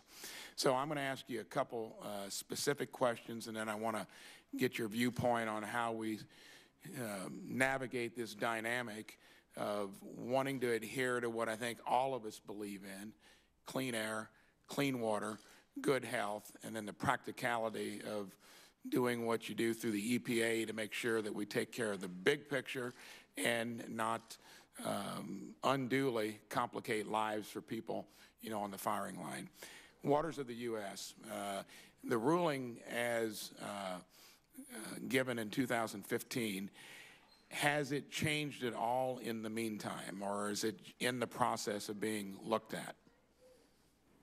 Well, the 2015 Obama proposal was stayed by some courts, has been implemented by others. So right now we have a patchwork quilt of what is the current regulatory process for waters of the United States, which is why we came out with our proposal in December to rewrite and redo the waters of the United States going forward. And I believe that we're going to provide the certainty that the American public needs in order to protect the waters of the United States. So in my state of Indiana, is the regulation component being administered more through state agencies trying to figure out what the ruling is or the interpretation of it, or is it being mandated more from the EPA? In other words, I get the feeling that in our case that we might be not fully understanding, what that regulation is, and then maybe being overbearing in the enforcement of it. Well, it is. It's a rulemaking in conjunction with the Army Corps of Engineers, and they're the ones that issue the permits on the ground, and will be working with your constituents in Indiana. And again, it's varying from state to state right now, based upon the circuit courts, as far as in the district courts. I mean, as far as which standard is in place, the prior to 2015 or the current 2015. And then what is your goal to have that fully clarified so farmers, state agencies know what is what? We issued our proposal in December. It's out for public comment. I don't believe it's been published yet in the Federal Register because of the shutdown, but our goal is to have that rulemaking completed before the end of this year. Okay. And then do you consider yourself a conservationist, and how will you measure your own success in this job once you get into it? I do consider myself a conservationist. I am a Eagle Scout. I'm an avid hiker, camper. I still hike. I still camp. When I shared with you when I met with you last week, so far, and I'm sorry to send her off, but so far my favorite job in my life has been as a Boy Scouts summer camp counselor when I was in college for 3 summers. I'm a big believer in the outdoors, and I think success will be that we have moved the ball forward on reducing pollution, and we've helped. And I want to go back to what I said in the opening statement, helping communities that are ravaged by Superfund sites. It greatly impacts low-income Americans, oftentimes, in most cases, minority communities, and to try to help those communities. Some of the Superfund sites that we've cleaned up and that we're getting cleaned up are contaminated by lead. These are areas, these are communities where actually people and families are living today, and to get those areas cleaned up so that those children are not exposed to lead is very important. There's one site that I didn't mention in my opening statement in Colorado where it was on track to get it cleaned up, I think, over 20 years, and we were speeding that up. We're going to get that cleaned up the next few years so that we won't have 2 generations of children growing up in low-income housing subjected to lead in their ground. Thank you. Thank you. Thank you very much. Senator Duckworth. Thank you, Mr. Chairman. Deputy Administrator Wheeler, as you know, I'm very proud that my state is home to EPA's Region 5 office, which features civil servants who are leaders in the fields of water quality, Superfund cleanup, and Great Lakes restoration. I am, however, concerned that EPA Regional Administrator Kathy Stepp and other political appointees are working to undermine that important work. An ATSDR report published last year indicated an elevated cancer risk in the community of Willowbrook, Illinois, as a result of being next to a facility that uses ethylene oxide, a known carcinogen. And at this point, I do want to thank you for how accessible you have been to me and to Senator Durbin on this issue, and numerous phone calls that you personally got on, meeting with us in person. So thank you for how accessible you've been. It's been a nice change from your predecessor. However, recently, my office received alarming information alleging that senior political appointees instructed EPA personnel not to inspect any facilities in Region 5 that emits ethylene oxide. And then yesterday evening, when we checked the EPA's own public enforcement tool, the ECHO tool, we found that there has been no ethylene oxide inspection across the country in at least the last 6 months. This disclosure is incredibly disappointing to me. The EPA Office of Inspector General should immediately begin an independent investigation into this allegation that political appointees within the EPA are issuing orders to not conduct ethylene oxide inspections. Will you commit now to joining me in requesting that the EPA OIG initiate an investigation into this public health matter? Well, first, Senator, I'd like to talk to my staff and find out what is going on there. This is news to me, so I'd like to know whether or not it's accurate before I go further with that. I think we ran the check just yesterday evening after you and I had spoken. Will you at least commit to issuing a document retention order to all personnel in Region 5 and promise to me that EPA will monitor all facilities in my state that emit this carcinogen? I know that we are monitoring a number of facilities that release ethylene oxide, not just in your region, but across the country. We're looking at all of them. The Willowbrook facility that you mentioned, we've had a couple of public meetings there where we've discussed the monitoring data with the residents of the community, and we're looking at the emissions at other facilities around the country. And I know that that is taking place. What about issuing a document retention order to all personnel, as I will be requesting an IG inspection? If there's an issue there, certainly we would want those documents retained, but not just for this, but for anything. We maintain all of our documents. Thank you. Right before the holidays and the government shutdown, you announced the release of the administration's long-delayed lead action plan. Yes. I was disappointed to see that this plan walks back earlier goals on eliminating lead exposure. In fact, the new plan has the objective to reduce children's exposure as opposed to eliminate their exposure in homes and child-occupied facilities with lead-based hazards. Will you commit EPA to the goal of eliminating, not just reducing, but eliminating lead exposure in children? It is certainly our goal to eliminate lead exposure in children, and we do want to do that. We're moving forward with a number of regulatory programs to accomplish that. The lead dust rule that I mentioned earlier, our lead and copper rule. This would be the first time in over 20 years. And we're taking, we take very seriously lead contamination at Superfund sites around the country. Thank you. Will you immediately reinstate Dr. Ruth Etzel, who led the Office of Children's Health Protection and was abruptly put on leave? I'm sorry, what were you asking about, Dr. Etzel? Will you reinstate her? She is on investigative leave because of allegations by her employees, and I can't go into more details in a public setting because of personnel issues, but I'd be happy to, through the oversight function of the committee, to brief you. I think we have to go through the chairman to do that. Okay. I want to make sure that my general counsel is involved to go into more detail about the circumstances around that. Thank you. And as some of my colleagues across the aisle have mentioned, the state of renewable fuels in this industry in this country is at a turning point. And over the last 6 months, we've seen more ethanol plants sold, idled, or closed than ever before. Meanwhile, EPA is granting the world's largest refining companies these so-called hardship waivers. And my colleague, Senator Ernst, brought this up, the issue of these hardship waivers. These companies are earning record profits, billions with a B. The CEOs of these companies have even pointed to the fact that they were able to obtain these hardship waivers on their earnings calls as contributing to their profitability. You've promised to finalize a waiver for E15 blends by May 31st. Will you also promise that you will end this abuse of the hardship waivers by companies like Exxon or Chevron? Senator, the hardship waiver is based on the refinery itself, not the refiner. So it's based on the actual refinery, and it doesn't matter who the parent company is. There could be a hardship at a refinery, and what we want to make sure happens is that just because you're a large company, if a refinery is not economical, we don't want those shut down because of this program. Oftentimes, these small refineries are located in the Rocky Mountains and other areas where they're the only supplier of gasoline in their region. So we have to base it according to both the statute and the regulations on the size of the refinery, not the refiner.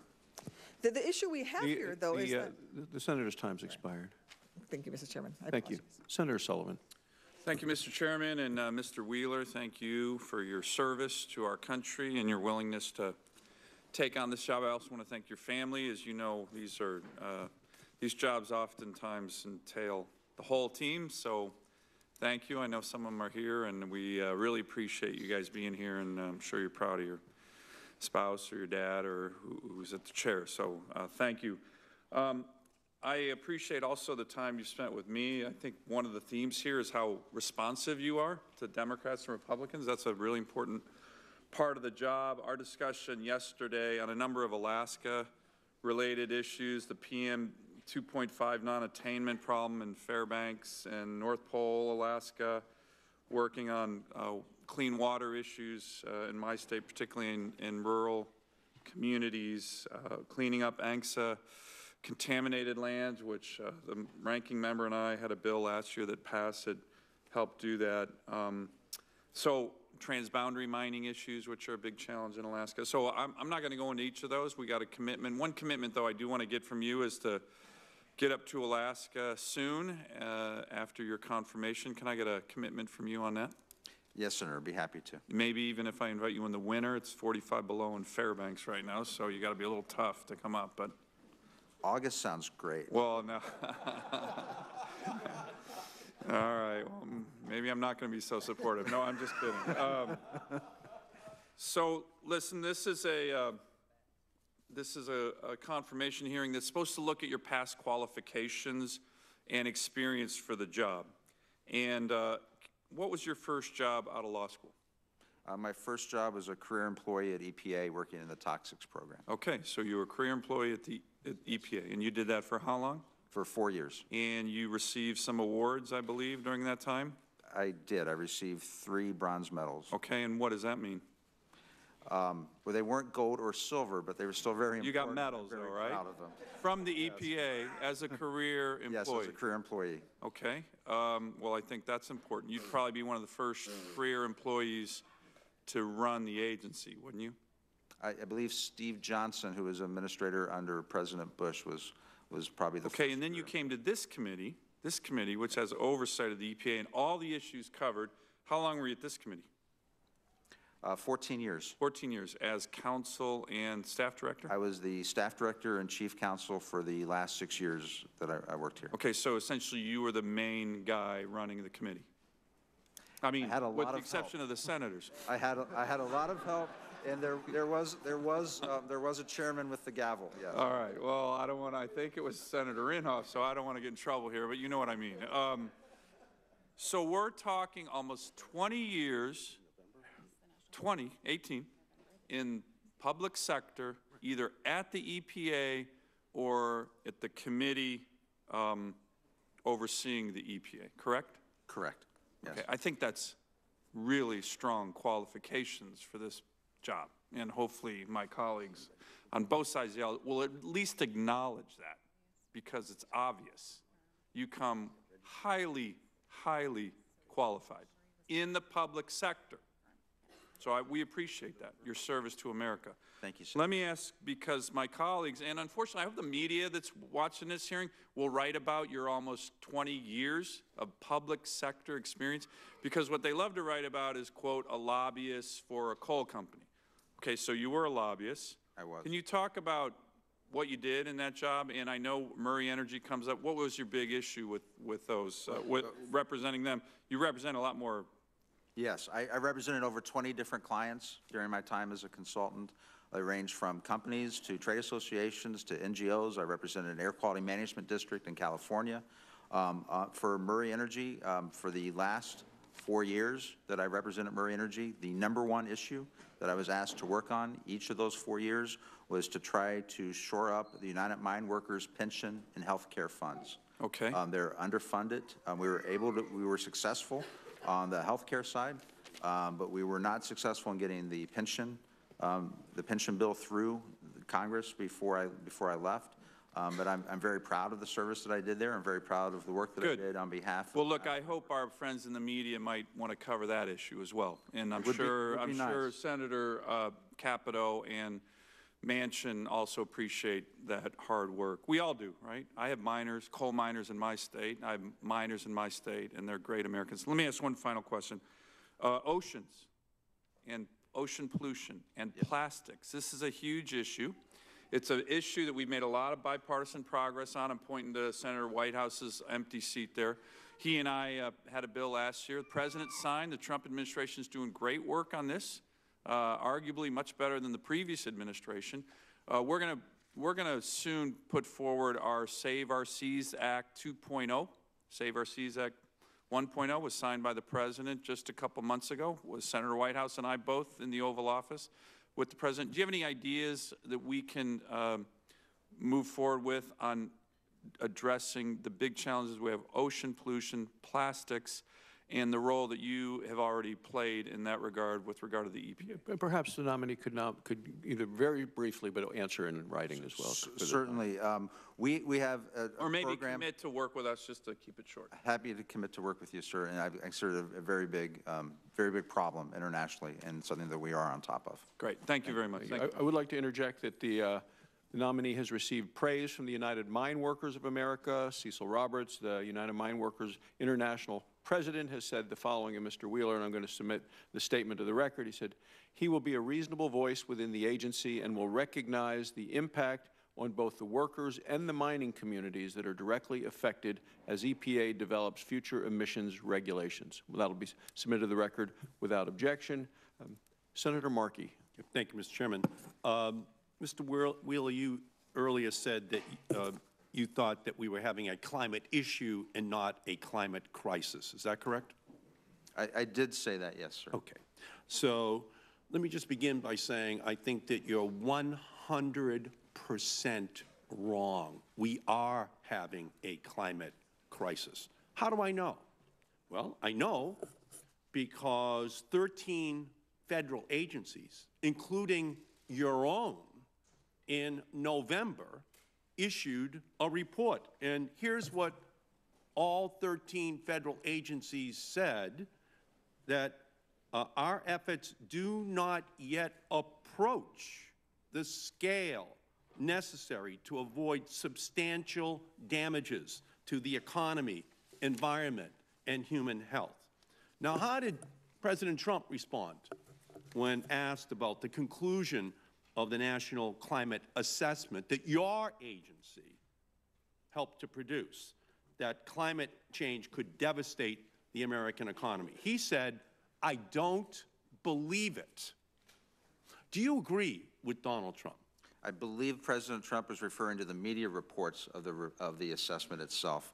And I questioned the media reports as well because they focused on the worst-case scenario, and they also focused on one study that was actually not in the report, and that's the study that said that there would be a 10% hit to the GDP. And I believe that's what he was referring to, and that was what I raised questions about after the assessment was released. So you don't agree with the broader conclusion that the actions we're taking do not approach the scale necessary to avoid substantial damage to our country? You don't agree with that? No, I did not say that, Senator. I'm asking you that question. Do you agree with that conclusion? I've been briefed by my career staff after the assessment came out, and I've asked a number of questions, and we have a number of follow-up briefings scheduled for them to go over the findings in the assessment. This report came out in November. You're the head of the EPA. We're heading to the end of January. I did not review the report before it came out. There was no political interference in the assessment. And we've been shut down for the last few weeks. But I've been briefed by my staff once on the assessment, and we have several briefings scheduled before I become before I can make further public comments. Well, that's unacceptable. I mean, you're looking to be confirmed as the head of the Environmental Protection Agency, and we're having a hearing on your worthiness for this job, and you very conveniently haven't had enough time yet to review whether or not there's an extra level of urgency to this problem. You're saying that it's a worst-case scenario that they're talking about, huh? And so, therefore, you don't have to deal with it. But the worst-case scenario is your proposal to roll back the fuel economy standards in our country. The worst-case scenario is your proposal to roll back the rule to reduce emissions dramatically from the coal-burning plants in our country. And that's where it's relevant that you are a former coal industry lobbyist who is sitting here. Your proposal to roll back those regulations. That's the worst-case scenario, what you are proposing, sir. So, my question to you is, in terms of fuel economy standards, we import 2.5 million barrels of oil a day from OPEC. 2.5 million barrels a day. We have young men and women all over the Middle East protecting that oil coming in. Do you think that that is a worst-case scenario, or do you think that that is just something that we should accept by not, in fact, increasing the fuel economy standards? Because, interestingly, under the Obama standards, we back out 2.5 million barrels of oil a day, every day, that we would import from OPEC. Do you think that's a worst-case scenario, or do you think that's something that we should maintain and increase as our goal, Mr. Wheeler? Well, Senator, first of all, we did not roll back the Clean Power Plan because the Clean Power Plan never took effect. It was stayed by the Supreme Court.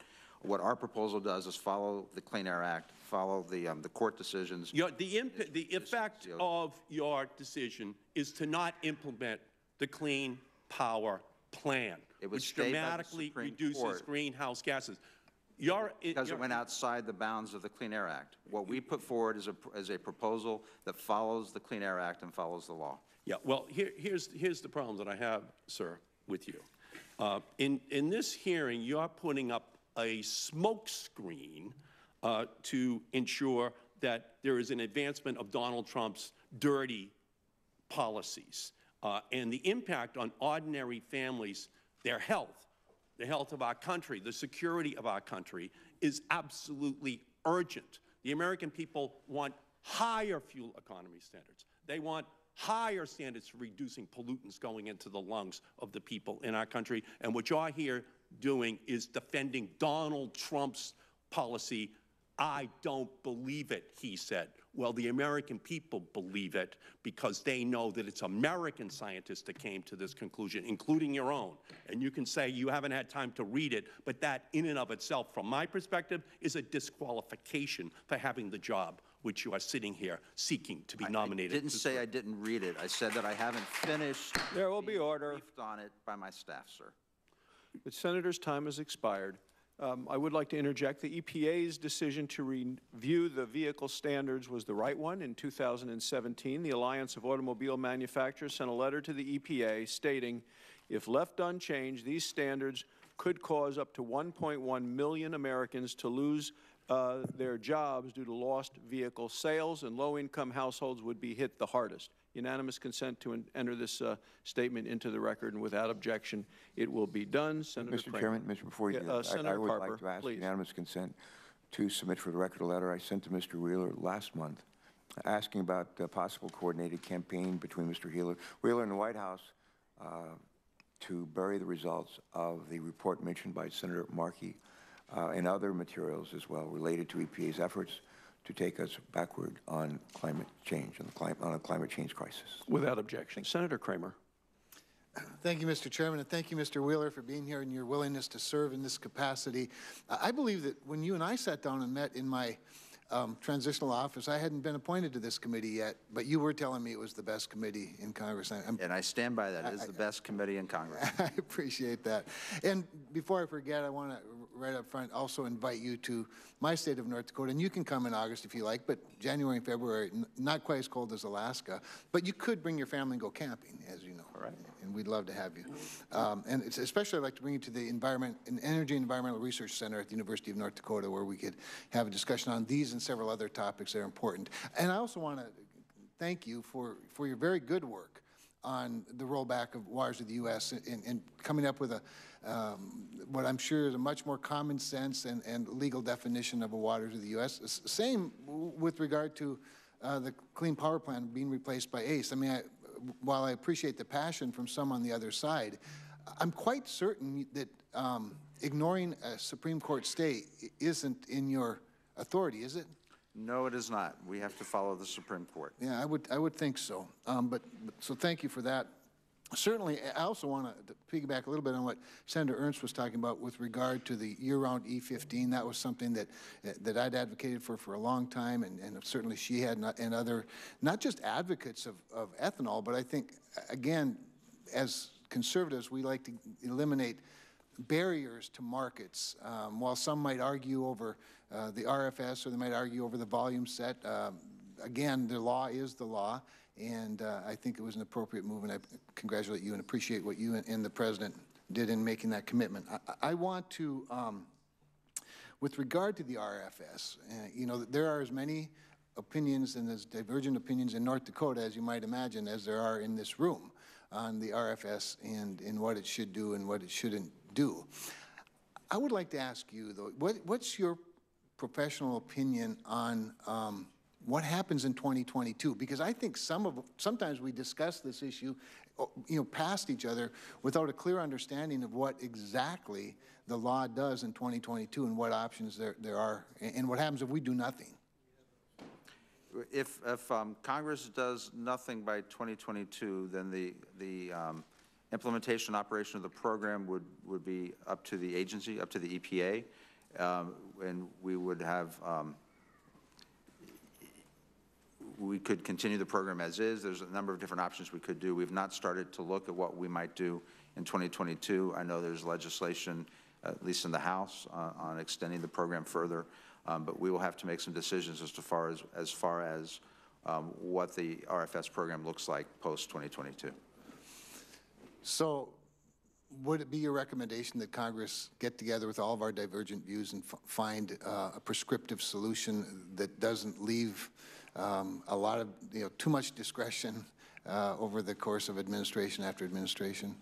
I think it is always helpful for Congress to write the legislation that directs the agency to implement the programs. And I think where the EPA has gotten into trouble in the past on the Obama administration with the Clean Power Plan is when they went beyond the law. Mm-hmm. I agree. Thank you for that. Now, just as a matter of following up a little bit on what Senator Sullivan was talking about, and as I've sat here, and I apologize, Mr. Chairman, for being late. I had my first day of presiding over the Senate this morning. Not nearly as exciting as this, I might add. But I'm perplexed a little bit. Well, in fact, let's go back to what Senator Sullivan said.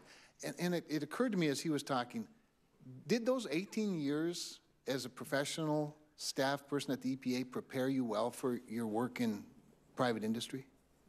It did, and I think my overall career, both implementing laws at the EPA in the beginning of my career, to helping to draft laws here when I worked in the Senate, to talking to a wide variety of different clients, potential clients, when I was in the private sector, to see how the regulations, the laws were impacting hardworking people who are trying to make a living. And I would suspect that your further work in industry prepared you well for this job, and I want to appreciate that. And I'm just, with time running out, I would just like to propose some scenarios like, should we bar farmers from being Secretary of Agriculture? Should we bar doctors from being the head of Health and Human Services, or attorneys from being the Attorney General, or bankers from being head of the Treasury Department and whatnot? I just think this is a very funny path to go down, realizing this is my first confirmation hearing. Maybe I don't know everything I should. I agree with you. I don't think we should ban farmers from being head of the USDA or doctors at HHS and bankers of the whatever the bankers the head of. Treasurer. Thank you. I yield back, Mr. Thank you so very much. Senator Van Hollen. Thank you, Mr. Chairman, and welcome, Mr. Wheeler. And thank you. I do want to associate myself with some of the comments made by the ranking member and others regarding climate change, auto emission standards, mercury rules, and I do appreciate your working with Senator Cardin and I and others on the Chesapeake Bay, and look forward to continuing that work together. But I wanted to use my time today to talk about this shameful and unnecessary government shutdown. We're now 26 days into it, longest government shutdown in U.S. history. My understanding is there are about 13,000 EPA employees that are currently furloughed. Is that correct, approximately? Approximately, yes, sir. And that there are approximately 891 who are on the job. Is that approximately right? That sounds pretty exact, 891. But it varies from day to day. We bring back people to work on specific issues. Right, including some that you brought on to prepare for this hearing. Is that right? Yes, Senator. And you've worked at the EPA. You've had experience. In your experience, are these hardworking, dedicated civil servants? Yes, they are. I have full confidence in the EPA staff. And have they shared, some of them, their stories of hardship with you, what they're experiencing now because of the shutdown? Yes, and I was an EPA employee back in the 90s when it was shut down, and I remember the frustration at the time. Yeah. And my heart goes out for the EPA employees and all the employees. And I appreciate that, because they are definitely stuck in the middle of something they had nothing to do with. I just want to read some of the statements I'm getting from EPA employees. I'm sure you are as well. Quote, I work for the EPA and have been furloughed. Then it goes on to say, I have triplets that are in college, and it is very tough to meet their education needs and pay our bills without my salary, which is the major income source for our family. My son has Crohn's disease requiring expensive medical treatments. And she also goes on to say our younger employees at EPA have just started out and unable to make rent and loan payments. Here's another employee who's been furloughed. She actually may be here in the audience today. I work for EPA. I love my job and feel like my program is important to protecting public health. She goes on to say, my son is a junior in high school. I found out yesterday that fees for the AP exams are due January 31st. I don't see how I can afford to pay these fees. He is going to lose the opportunity to pass 4 AP tests. Ironically, one of them is U.S. government. Another one, 15-year-old student, Montgomery County, Maryland. I'm a 15-year-old student. My father, like many people in this area, is a federal employee working at the EPA. He's now missed an entire paycheck from his shutdown. Will likely miss another if this keeps up. Please vote to override the veto. Of course, we don't have a chance to override the veto because we haven't passed legislation that's pending here in the United States Senate. Mr. Wheeler, I have here in my hand the mission statement for the EPA. First line, the mission of EPA is to protect human health and the environment. EPA works to ensure that, and it goes on to list a number of things, starting with Americans have clean air, land, and water. I assume you're familiar with the EPA mission statement, aren't you? Yes, I am. And there's nothing in this statement about how the EPA is the lead agency when it comes to issues of border security, is there? Border security? Border security, yeah. Homeland security. No, so we do a lot of border work. There's a lot of pollution. We have a lot of I'm referring, Mexico, but border Mr. Wheeler, to the security aspects of the job with respect to border security. That's done primarily by Department of Homeland Security, is it not? This is not a trick question. Okay. No, well, I'm just because we do a lot of I know you do stuff along the border, but here's my question. You're familiar that last August the United States Senate passed the appropriations bill for the EPA by a vote of 92-6. Are you familiar with that? Yes, yes. Okay. Sir. It was an overwhelming vote. Yes. That bill is now before the Senate again as part of other bills that had overwhelming bipartisan support in the United States Senate.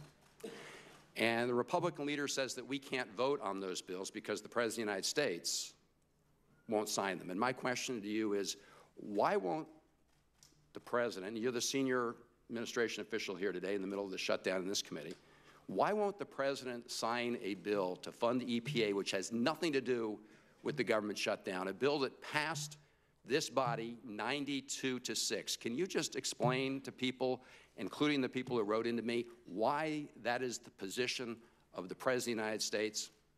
The President takes border security very seriously. I'm asking you about the EPA bill, Mr. Wheeler. So this is why is it that he refuses to support a bill that passed the Senate by 92-6? We care about border security too. Why is it that he says he won't sign a totally unrelated bill? Why is that? Well, I believe the President's been very upfront about his desire to have all the appropriation bills passed at the same time, along with the border security. The border security, as you mentioned, is outside of our authority at the EPA. I do want to take a moment to thank you for helping pass the legislation guaranteeing that all the furloughed employees will get back pay. That was very important to the employees. On behalf of my employees at EPA, I thank you for your work on that in Congress. I think that was a very important message to send. Well, I'm grateful that you mentioned that. Thank you for saying that. And I just have one request as we leave here. The President has not yet signed that bill. Will you urge the President of the United States to sign that bill? I think it's important to have all the appropriation bills signed along with the border security that the American people want. We passed this in the Senate and the House separately, right? And I have no reason to believe the President's not going to sign it. In fact, the Republican leader said that the President was going to sign it. My question is, would you, on behalf of your employees, urge the President to sign the bill? I'm sure that he wants to reopen the government as much as you do. No, this is not a question of reopening the government. This is a bill that's already passed during the government shutdown to provide some confidence and certainty at the end of the day people will be made whole. I appreciate your mentioning the importance of that bill. Do you, on behalf of your employees at EPA, can you ask the President to sign the bill? Senator, I also know that this is part of a larger negotiation, and I hope that all the parties can come to the table and negotiate and end the shutdown as soon as possible. Well, this Senate on a bipartisan basis was able to do this for the reasons you say in the middle of a shutdown. I hope the President will sign the bill, and I really encourage you to let your employees know that you support the bill. Senator's time has expired. This is the end of the first round of questioning. We're going to proceed, if we could, to the second round. I think that probably fewer members will want to ask a second round of questions, but we do have a roll call vote coming up at 12:30. So, I want to go into the round two. I understand that when considering a small refineries petition for hardship relief under the renewable fuel standard of RFS, the EPA consults with the Department of Energy, as you mentioned. Yes. These two agencies conduct a detailed, objective analysis based on the small refineries' confidential business information. Under the Clean Air Act, the agencies must look at each small refinery as an individual basis, which you had mentioned in a comment earlier, regardless of whether the refinery is part of a larger company. Is that your understanding of the law? Yes, it is, sir. Okay. Now, I also want to thank you for withdrawing the Obama administration's proposed duplicative rule on groundwater monitoring on in situ uranium recovery.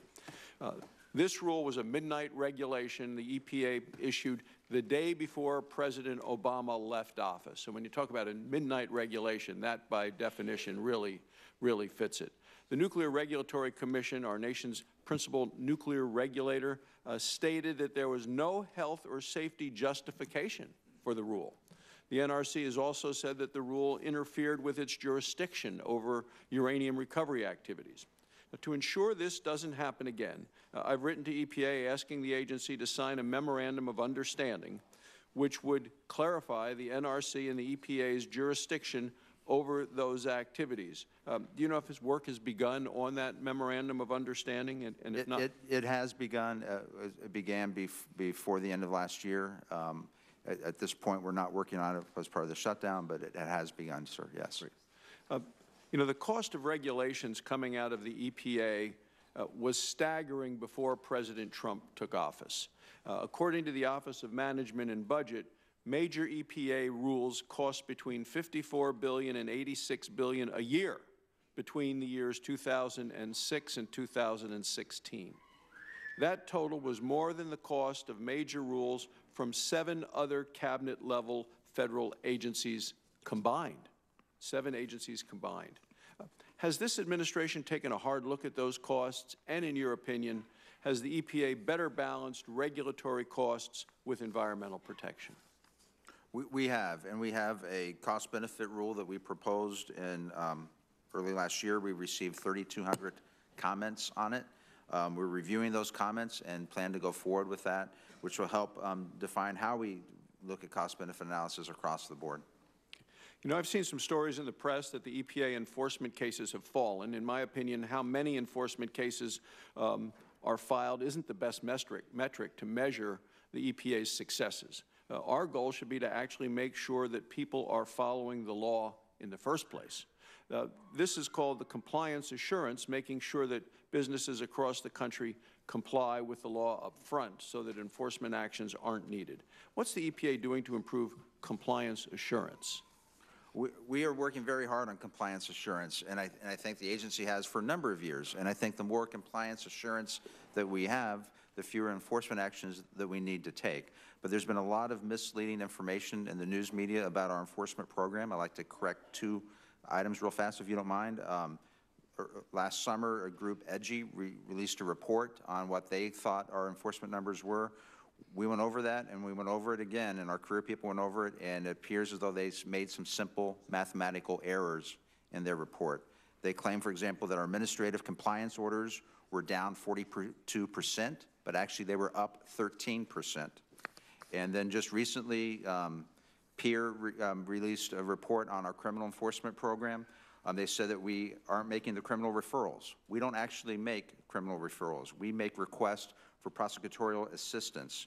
And at the agency, the metric that we use is to track the number of new criminal enforcement cases that open each year. And last year, we opened more criminal enforcement cases than in 2017, and that reversed a downward trend that started in 2011. So since 2011, we've been on a steady decline. Last year, we reversed the decline for the first time. Thank you. Anything else that from the first round, questions that something has come to you and said, gee, I'd like to clarify something? Well, I would like to clarify, because there's been a lot of discussion on our CAFE proposal, and a lot of it having to do with the CO2 emissions in reductions from the CAFE proposal. And yes, under President Obama's proposal on CAFE, that was their one goal for the program, is energy efficiency CO2. We have multiple goals for the program, multiple policy goals, including protecting lives. And under our proposal, we estimate that there will be 1,000 lives saved a year under our CAFE proposal.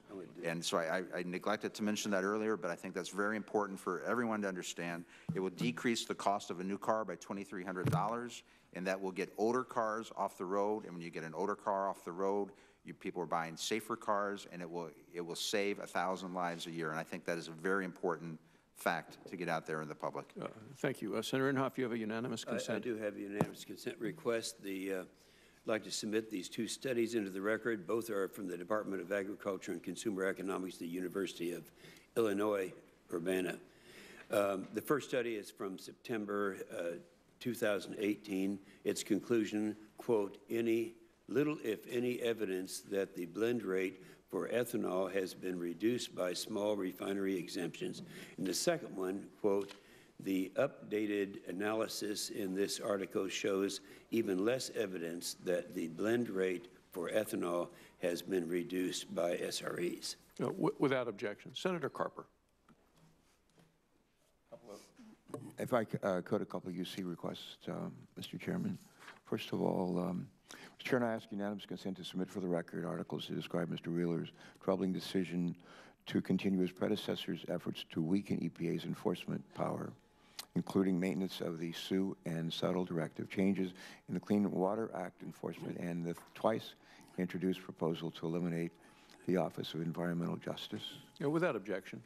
And second, I'd like to ask unanimous consent to submit for the record materials that indicate that the safety analysis that Mr. Wheeler referred to with respect to the previous administration's CAFE proposals, that the safety analysis, which I think is badly flawed from this administration, that it I'd like to have for the record an analysis that indicates as much. Well, without objection, and please feel free to proceed with your round two of questions. Thank you. I've sat in this hearing room for 18 years, and I've always looked for, and I think my colleagues for the most part have done this as well, I always look for win-win situations. I always look for situations where we can have do good things for our air, our water, public health, and do so in a way that does not impinge or degrade economic opportunity, economic growth. I've raised in conversations with you, Mr. Wheeler, and here today, 3 instances where I believe we can do good things for our planet, for those of us who live here, and actually provide economic opportunity for American businesses. I've just come like 2 days ago, as I said earlier, with the cross-section of auto companies from all over the world. We talked about the fuel efficiency standards, tailpipe emission standards, and they are pleading for certainty. They have said to me repeatedly, we don't want to spend the next 4 or 5 years in a court battle with California and 13 other states, including Delaware, on what these standards should be. We need certainty, we need predictability, we need near-term relief, and in the out years we can, with a lot of electric-powered vehicles and hydrogen-powered vehicles, we can strive for and meet much more rigorous standards for CAFE. I'm troubled by something you said to me. I think you said you have talked to the the woman who runs CARB out in California, Mary Nichols, 3 times in, I think, 9 months about this. We're talking about the greatest source of carbon emissions on our planet is our mobile sources, our cars, trucks, and vans. California is critical to getting a deal. So are the other 13 states, including Delaware. And the idea that you've spoken with her, whether it's her fault, your fault, 3 times in 3/4 of a year, it's just deeply troubling. And one of the thoughts that keeps coming back to me in this conversation today, this hearing today, is I don't feel a sense of urgency. We do in Delaware. I live in the lowest lying state in the country. Our state is sinking, the oceans are rising. We live here not too far away from a place called Ellicott City. They've had 2 500-year floods in a year. I live in not a very big state, but there are wildfires, you know, bigger than the size of my state in Oregon, in Montana, in Washington, in California, just in the last year. We used to measure rainfall by the inch. Now we measure it by the foot. And one of the things I just don't sense here is a sense of urgency to do something about this. We had 13 agencies that came together and said, this is a huge issue and it's getting worse, not better. And they didn't do this because of something that Obama law would compel them to do. I think that was legislation signed by George Herbert Walker Bush many, many years ago. So I'm looking for some passion here. And I just don't feel it. And that's deeply troubling. And also looking for win-wins. And we talked about hydrofluorocarbons and the threat that they pose to our atmosphere, and this American technology that has a follow-on to HFCs. And there's a great interest in being able to adopt a Kigali treaty that actually allows for the phase down of HFCs and the introduction of replacements from American-made companies with American-made technologies. And it's not some wild-eyed, liberal, tree-hugging idea. I mean, this is the U.S. Chamber of Commerce. This is the American Chemical Council. There's all these American businesses. And EPA is, rather than being a good partner in helping expedite this and make it happen, if anything else, I think the agency's an impediment. And the other thing that I would say, I'll never forget, my colleagues have heard me say this before, I beg their indulgence. I'll never forget when Lamar Alexander and Senator Alexander and I were working on a 4P legislation to deal with, you may recall this, to deal with sulfur dioxide, nitrogen oxide, carbon, and mercury. And the issue that we're kind of hung up on was mercury. And the idea, can we actually reduce mercury emissions by as much as 80%? Lamar Alexander said, no, we can reduce it by 90%. We had a hearing right here, and a guy sat right there at the end of the table. Everybody was from a utility at this table and said, oh, we can't even get to 80%, much less 90%. The guy was from the representing the association that said, no, we can do better, they can do 90%. He said, they could do better than that. And you know what? They did. They reached 90% reduction. And if you look at the MATS rule, the reason why the utilities are essentially sanguine about this is they made the investments. It costs 1/3 as much money to make the investments. It's actually working. And not only do we do, I think, a beneficial thing for children, infants, for those that haven't even been born, but we actually do a lot of, not collateral damage, but collateral good things, and reduce all the other particulate matter and all kinds of stuff to save lives. And to somehow say that that just doesn't add up enough, and in terms of cost-benefit analysis, for us just to say, all right, they got it right. They actually got something right in the Obama administration. And it's on MATS and all these other folks, all these other stakeholders are for it, but maybe we should be as well. What we're afraid of is you're going to do something, your agency's going to do something that gives someone else, not EPA, but somebody else, the ability to come in and have standing in court and undo MATS, undo the mercury air toxic stand. That's what we're afraid of. That is what we're afraid of. And so those are 3 instances where I think we can have, I think a lot of us think we can have cleaner air, cleaner water, better public health, more jobs. And why we don't take that ball and run it right down the field, I don't know. I don't know. And that's what frustrates me, and I'm sure it's what frustrates me, others on this panel, and frankly, a lot of people in this audience and might be watching. I don't normally give long speeches. I don't normally ask short questions and look for short answers. But respond to that if you would. I'm looking for passion. I'm looking for a sense of urgency. I'm looking for a real commitment. And that might not be your nature, but we need it. And I think this agency needs that kind of leadership. Senator, and you and I have discussed the CAFE standard and a number of issues multiple times now, and I want you to understand and believe that I really do want a 50-state solution. I really do. When I've met with, when I said Mary Nichols, that was one-on-one meetings with Mary Nichols. It was 3 over the last 6 months. That doesn't mean we haven't been working with California more than that. I know she's met with other people at the agency. We've had technical meetings between her technical staff and our technical staff. There have been a lot more meetings than just those 3. Those are the 3 one-on-one meetings that I had with Mary Nichols in my office. We've also been on phone calls, and she's met with the Department of Transportation. Again, this is a joint rulemaking with DOT. But at the end of the day, I want a 50-state solution. I want a regulation that provides certainty to the consumers, the automobile manufacturers, and to all the interested parties. And that is what I want at the end of the day, and that's what I hope we can get. P.S. Methylene chloride.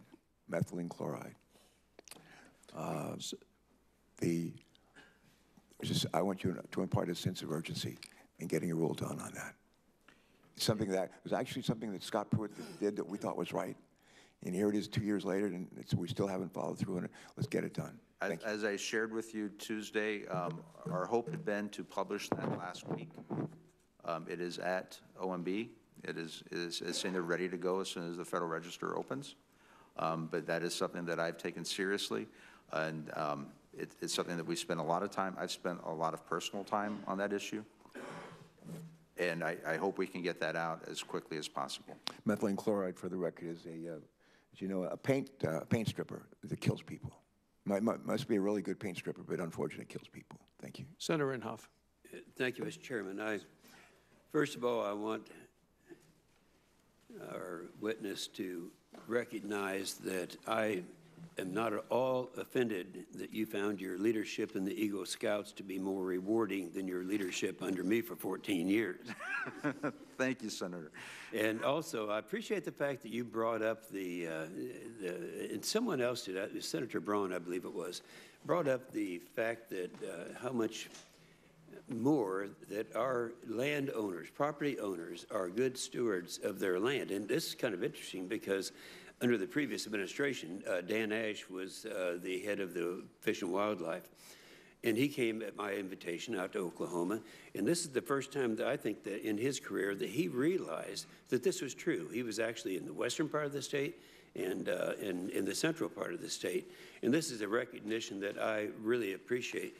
Since the previous questioner brought up the CAFE standards, let me just share with you something you already know, but it needs to be in the record, and that is that in 1975, the Congress created a law to help with the fuel shortage situation by establishing the corporate average fuel or CAFE standard. Now, we no longer have a fuel shortage, and yet that didn't stop the Obama administration and California from ensuring that standards kept increasing beyond what technology can do to force their electric car fantasies and the rest of us. Now, the consumers want trucks and SUVs. They make up about 2/3 of the market, and the electric vehicles don't even make up 1% of the nation's auto sales, but auto manufacturers are producing more and more of them. Why do you suppose that is? I believe they're producing what the consumers want to buy. Mm-hmm. Yes, but what does this do to, I guess the follow-up question would be, is it your understanding that many car manufacturers are not technically complying with the current Obama standards? Yes. Aren't they paying penalties and cashing in credits to comply? Yes. Now, what does that do to the ultimate price to the consumer? It adds additional price to the consumer. There is a misconception out there that all of the automobile manufacturers are currently complying with the CAFE standards. They are not. Several of them are not. There's a penalty basis built into the regulation, and they are paying penalties for not complying. And it's projected over the life, if the Obama regulations were to stay in place, that the amount of penalties will be increasing, I believe, up to $1 billion over the lifespan of the Obama regulations, and that those penalties would be passed on to the consumer. And they will be passed on to the consumer. I mean, there's nothing else they can do to accommodate that. So I think that's important. I mean, is it really the role of government to dictate what people are buying in America?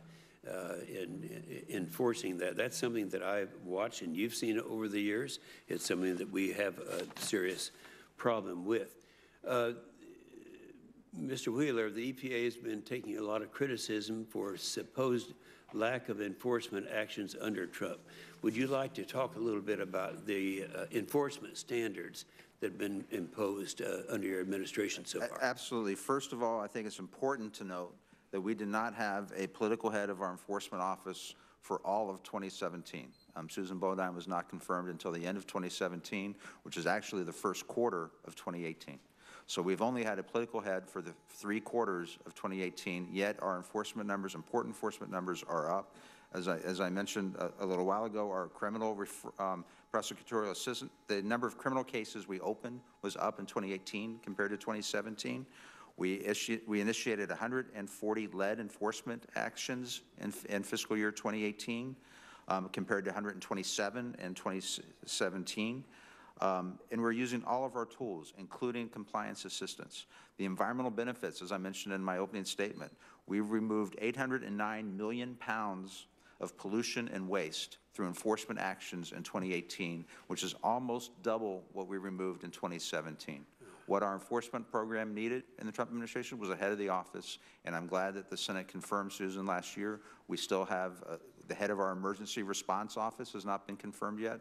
I hope the Senate will move forward and confirm Peter Wright. I think it's important to have a head of the office that's responsible for responding to the California fires, the hurricanes, and all the other disasters that EPA is responsible for the response efforts. And we've not had a head of that office now for 2 years. Well, I think you make that point very well, and let me compliment you on your response to the questions that have been given to you during the course of this hearing. Thank you. Thank you, Mr. Wheeler. Thank you, Senator Inhofe. Senator Cardin. Thank you, Mr. Chairman.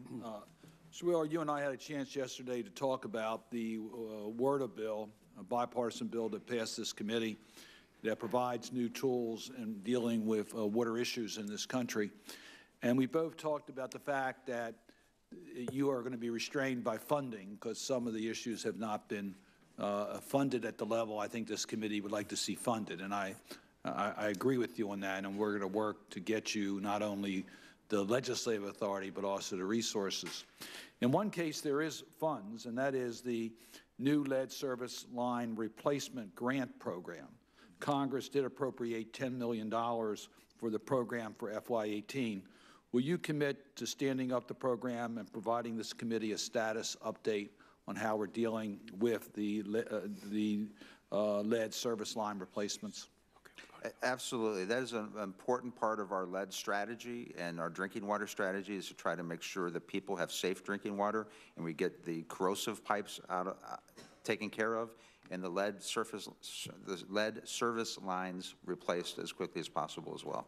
I appreciate that, and you'll keep us informed as to how that is so we can... Yes, Senator. And the legislation you're referring to is the EPA legislation passed as part of WRDA, and that was passed after our appropriations for fiscal year 2019 was passed, the bill that Senator Van Hollen mentioned earlier today, the appropriations bill. So it's my understanding there is no funding in the FY19, except for the $10 million that you just mentioned for that one program. There's no additional funding for the other parts of the legislation that was passed. And I will note that there is a lot of deadlines in the legislation that we're going to try to work on and get Let's hope you have. Let's hope that you have an FY19 budget. So that's, yes, you know, we talked about it at the beginning of this hearing. Just so I think I understand what you're saying in regards to MATS, in regards to the mercury standards. There is a process that's going through in your agency, including comment process. Mm-hmm. But you are very confident that the current enforcement that's currently being done that is restricted to mercury emissions, that there will be no weakening in regards to the mercury emissions into our environment? Under our preferred option, which is, when we put out the proposal, we took comments on everything. And you often do that in order to make sure that your proposals are legally sound in case they're challenged later. But under our preferred option, I do not believe there'd be a weakening in the mercury standards at all as far as the equipment that has already been deployed and implemented across the board. I don't think you can, I get accused of rolling back the Clean Power Plan. I don't think you can roll back a regulation that never took effect. And on MATS, I don't think you can roll back a regulation that's been fully implemented. And the MATS requirements for the pollution control equipment has been fully implemented. And I don't believe, I honestly do not believe that that equipment will be turned off or removed under our proposal. And then let me just respond more to my good friend Senator Inhofe's comments on energy efficiency in our autos with CAFE standards. There's a lot of reasons to be interested in that in regards to energy efficiency issues, particularly in transportation. Part of that is security issues, part of that is economic issues, but under your jurisdictions, the environmental impact. And there is a cost associated with the unnecessary use of fossil fuels as it relates to emissions into our environment. So there is a real reason why we'd like to see more efficiency in the way that we transport. Part of that is the individual vehicle, part of that is transit policies, part of it is a whole way of making people happier, but also more efficient in the use. So I just really want to underscore the point of your very first comments where you were saying progress that you've made in protecting the environment. To me, this is an extremely important, urgent issue, transportation efficiency and protecting our environment. And I hope that as the leader, if you're confirmed, as the administrator of EPA, that you'll be focused on the environment and the impact transportation has on the environment so that we can use technology that's been developed here in America to help our economy as well as our environment, and also, by the way, the quality of life, if we can get less emissions coming out of our transportation sector. Thank you, Mr. Chairman. Absolutely. It's not just the energy efficiency or the CO2 from the automobile industry, but we also, as I mentioned in my opening statement, moving forward on removing NOx from the heavy-duty trucks. And that is a program that's not required under statute. It's not required by court order, but we're moving forward with that because it makes sense, because it will protect the health and get more non-attainment areas into attainment around the country. Thank you. Thank you, Mr. Chairman. Senator Carper, you have some unanimous consent requests. I do, Mr. Chairman. If I could just very briefly follow up on something that Senator Cardin was raising with Mr. Wheeler. I'd ask you to forgive me if I don't feel fully comfortable about the notion that the MATS rule implemented, not rolled back, doesn't somehow lead us in a situation that we have in Delaware with Pennsylvania. For nitrogen oxide, for NOx pollution. In my state, when I was going, I literally could have cut off our economy. All the cars off the road, all the businesses shut down. We'd still be out of compliance for NOx. And the reason why is because of pollution from Pennsylvania, 3 utility plants, coal-fired, and I think 1 in West Virginia. And the cruel irony is each of those plants had installed the technology to stop the pollution and to relieve it to us on the downwind states. They turned it off. They still have it turned off. And when we applied through a Section 126 waiver to try to get EPA to do something about it, you declined. So forgive me for being just concerned and cautious on this front. I have a couple of unanimous consent requests to put forward, if I may. And I ask unanimous consent to submit, for the record, materials that demonstrate the growing demand for electric and hybrid vehicles and the efforts by the oil industry to lobby in support of this administration's fuel economy rollback. Without objection. Thank you. I I also ask unanimous consent, Mr. Chairman, to submit for the record a comprehensive science report from Syracuse University, Harvard School of Public Health, and other universities that find that the benefits of reducing mercury to our society is around $4 billion per year, not 4 to 6 million, as EPA claims in its Without proposal. objection. Mr. Chairman, I ask unanimous consent to submit for the record 2 letters I sent to this administration regarding EPA's proposal to undermine the mercury and air toxics rule. This includes an August 24, 2018 letter to Mr. Wheeler from Senator Alexander and myself expressing our support to keep the MATS record in place and effective. Second is a December 28th letter to OMB's Office of Information and Regulatory Affairs, affectionately known as OIRA, outlining why I have great concerns about the EPA's flawed cost-benefit analysis used in the MATS proposal. And finally, one last one. Without objection on that. Thank you. Mr. Chairman, I ask unanimous consent to submit for the record a variety of materials that include news articles, letters from stakeholders, and other materials relating to Mr. Wheeler's time as EPA acting administrator. Without objection. And members may submit follow-up questions. For the record, by 5 p.m. is the deadline, Friday, January 18th. Nominees should respond to the questions by 5 p.m. Friday, the 25th of January. And I want to thank the nominee for his time, his testimony today, and that concludes the hearing. The hearing's adjourned. All right, John.